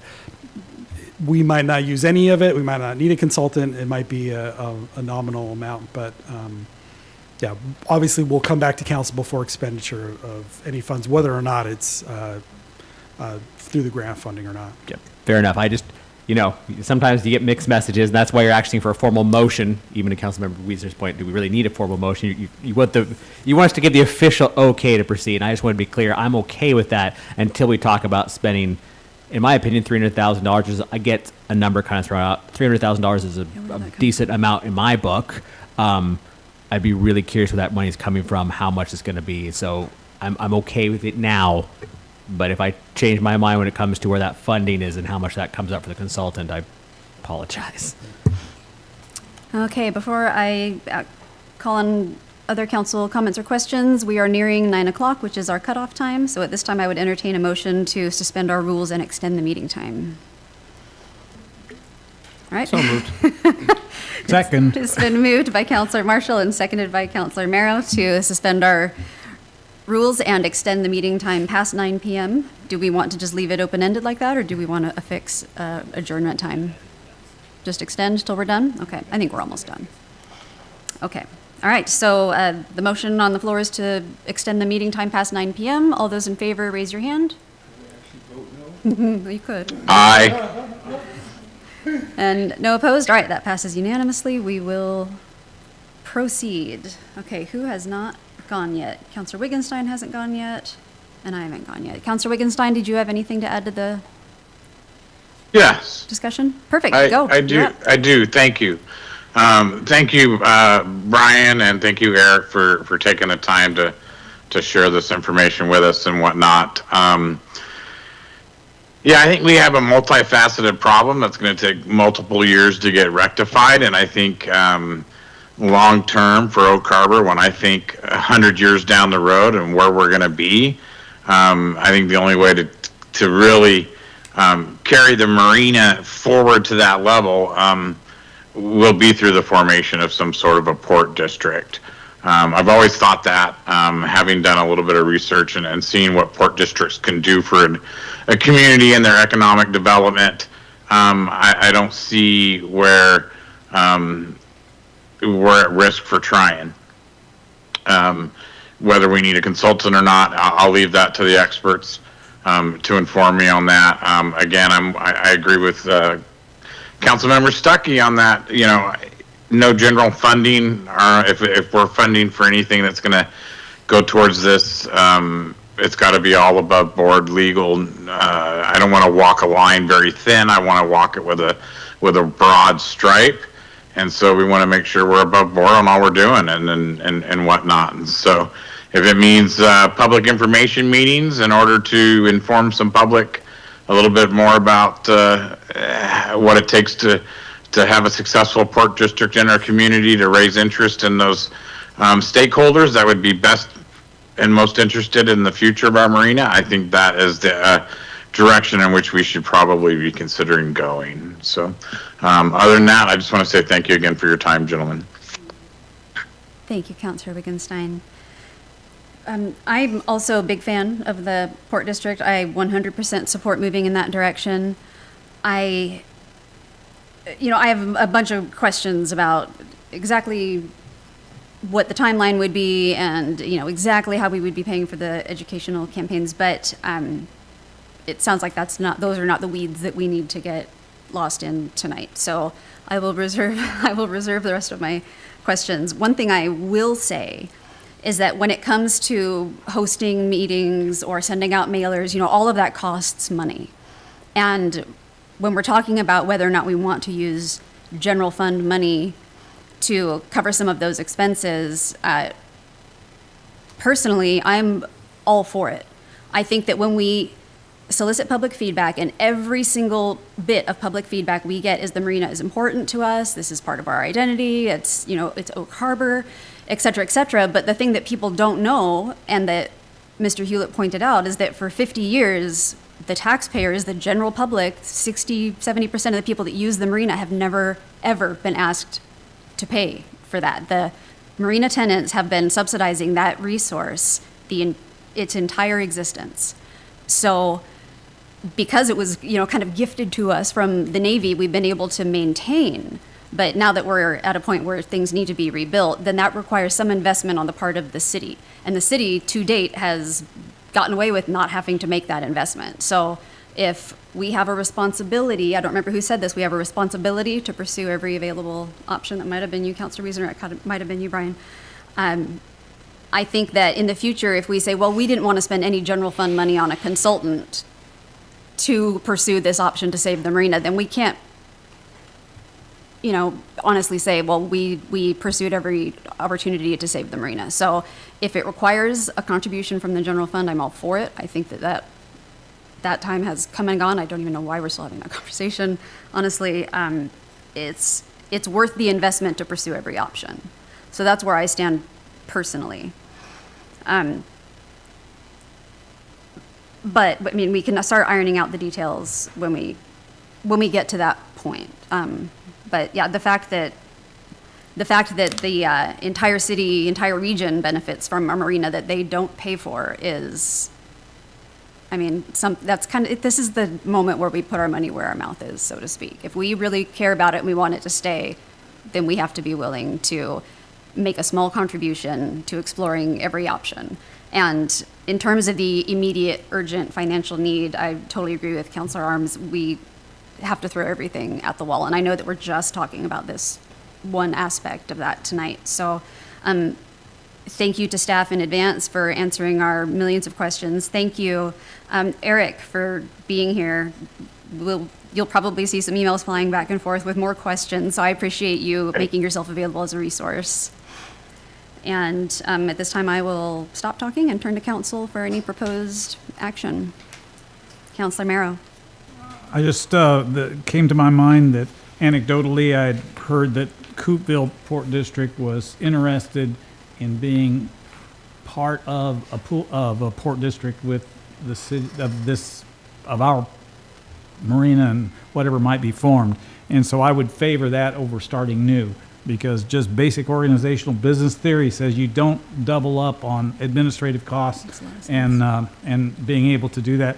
And especially since, if it's true that this positive sentiment from Coopville is accurate with regard to their port district, then that means that the other party's interested too. And of course, I echo Eric and all the rest that I strongly favor a port district and using legal funding as we may from the city to inform the public about it.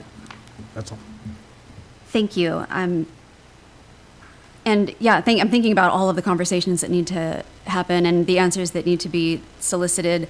What is the timeline on this specifically? I mean, are we shooting for this November ballot?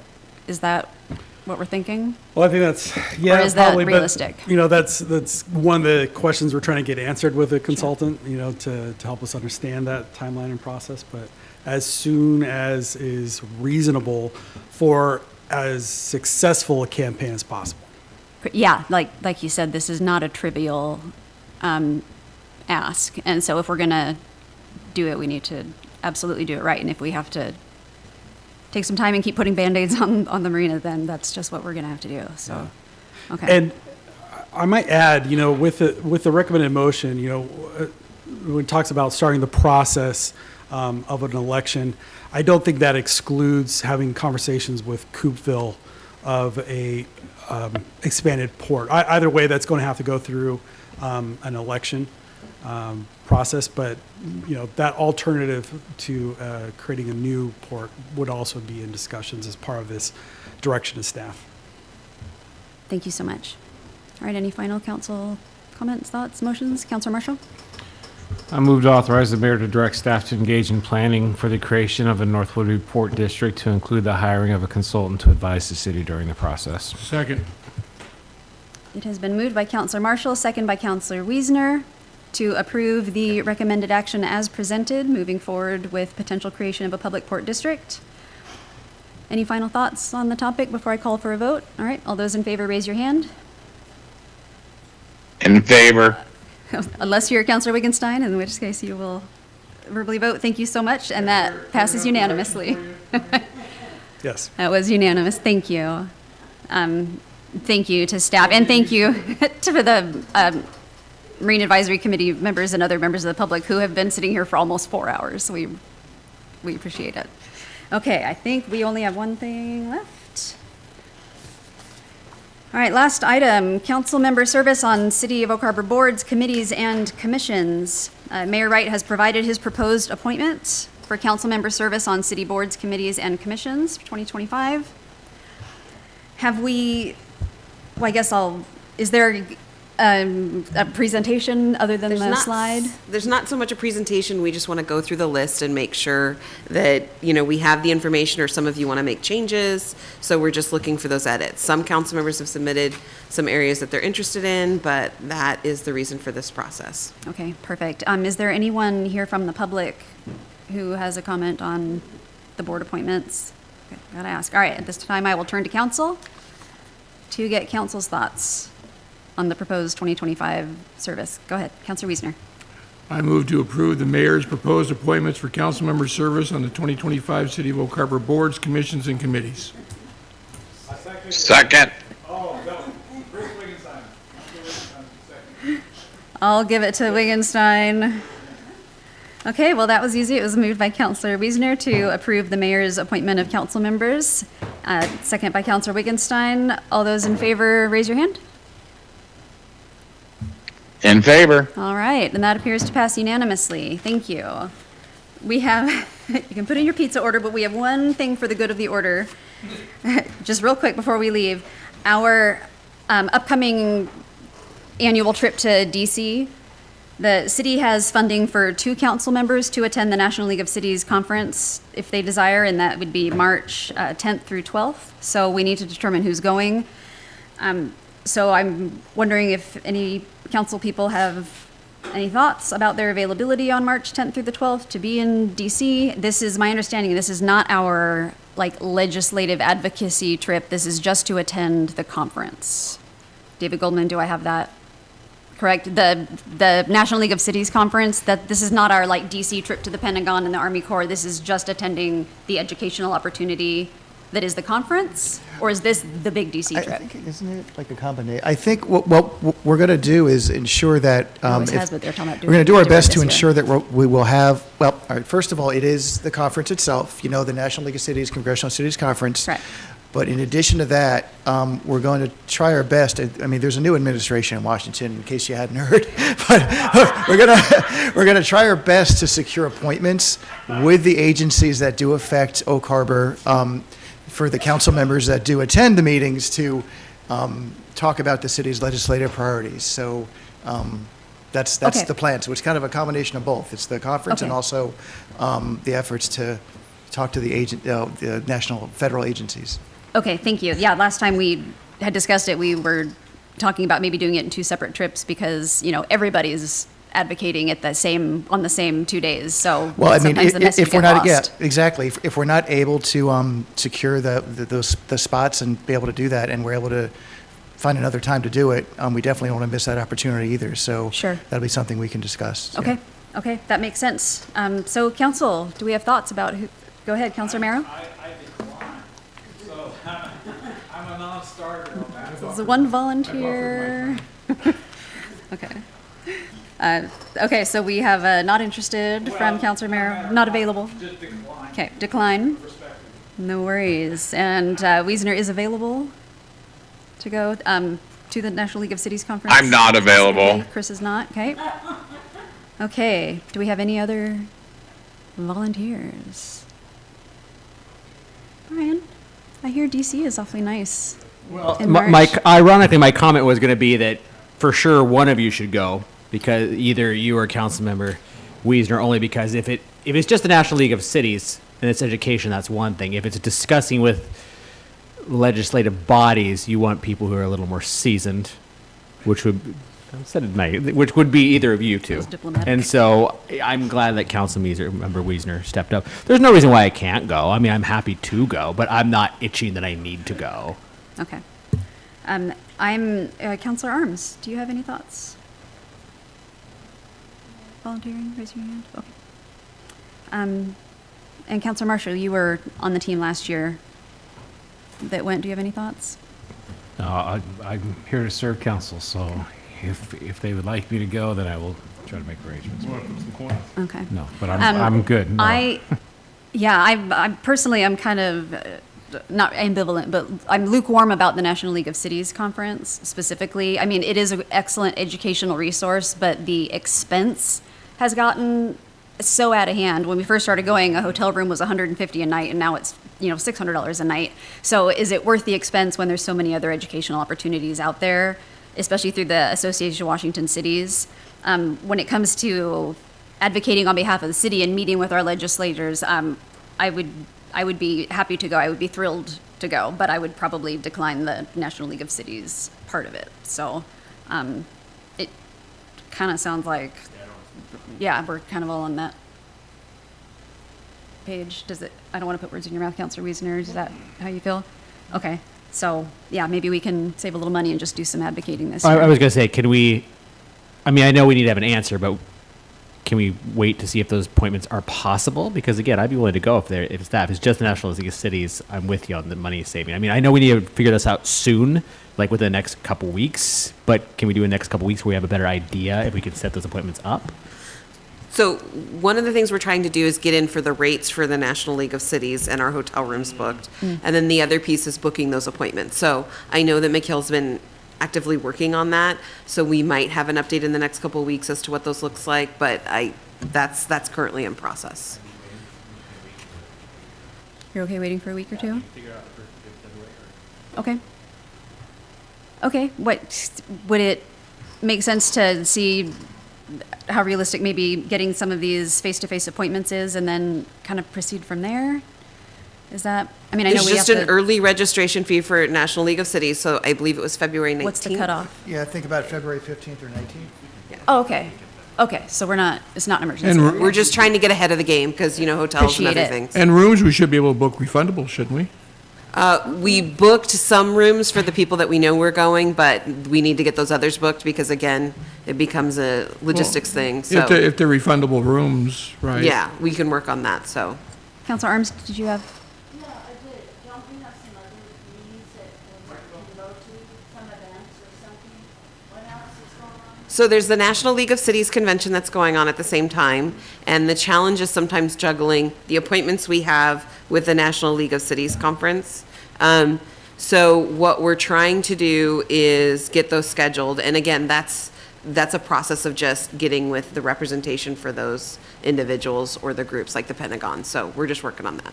Yeah, but don't we have some other things, some interviews or something, or something? Like Association of Washington That's our Cities. next- Yeah, that's our next there's other topic. training available. There's other opportunities. Those were in the email from Julie, the city clerk. So she provided a list of some of those trainings. It was 2 weeks ago.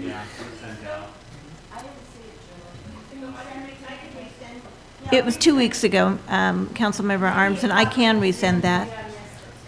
I don't know if we still separate our budget, educational budget for in-state or out-of-state training, but those are like two Yes. separate pots of money. Okay, so. So I believe in the email, Julie specified that it was $1,200 per council member. Each council member has a budget of up to $1,200 to spend on educational events. That includes travel and meals. Okay, so yeah, there are city action days from the AWC, and that's February 19th through 20th. So anybody who is interested in attending can let Julie know. But then there's also the annual conference in June. So the $1,200 probably wouldn't cover both, but one or the other. And I would strongly encourage council to attend one or the other. They're really valuable. And there's future trainings throughout the year. There's things on budget, there's municipal leadership, there's all kinds of things that come up, so just be aware of that. And Julie sent out some of them for now, but more are coming. Perfect. Okay. Councilor Merrow? I strongly favor training and education, and I'm just being selective on this, so I don't want to be on record as saying that I do not support these types of things. I will go to them, but this is a selective. Thank you for that clarification, Councilor Merrow.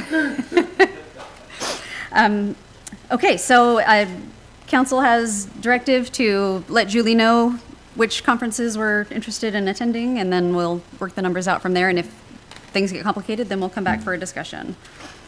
And it is 9:16. Motion to adjourn. Second. Been moved by Councilor Stuckey, seconded by everybody to adjourn. All in favor? All right, that passes. Good night. No?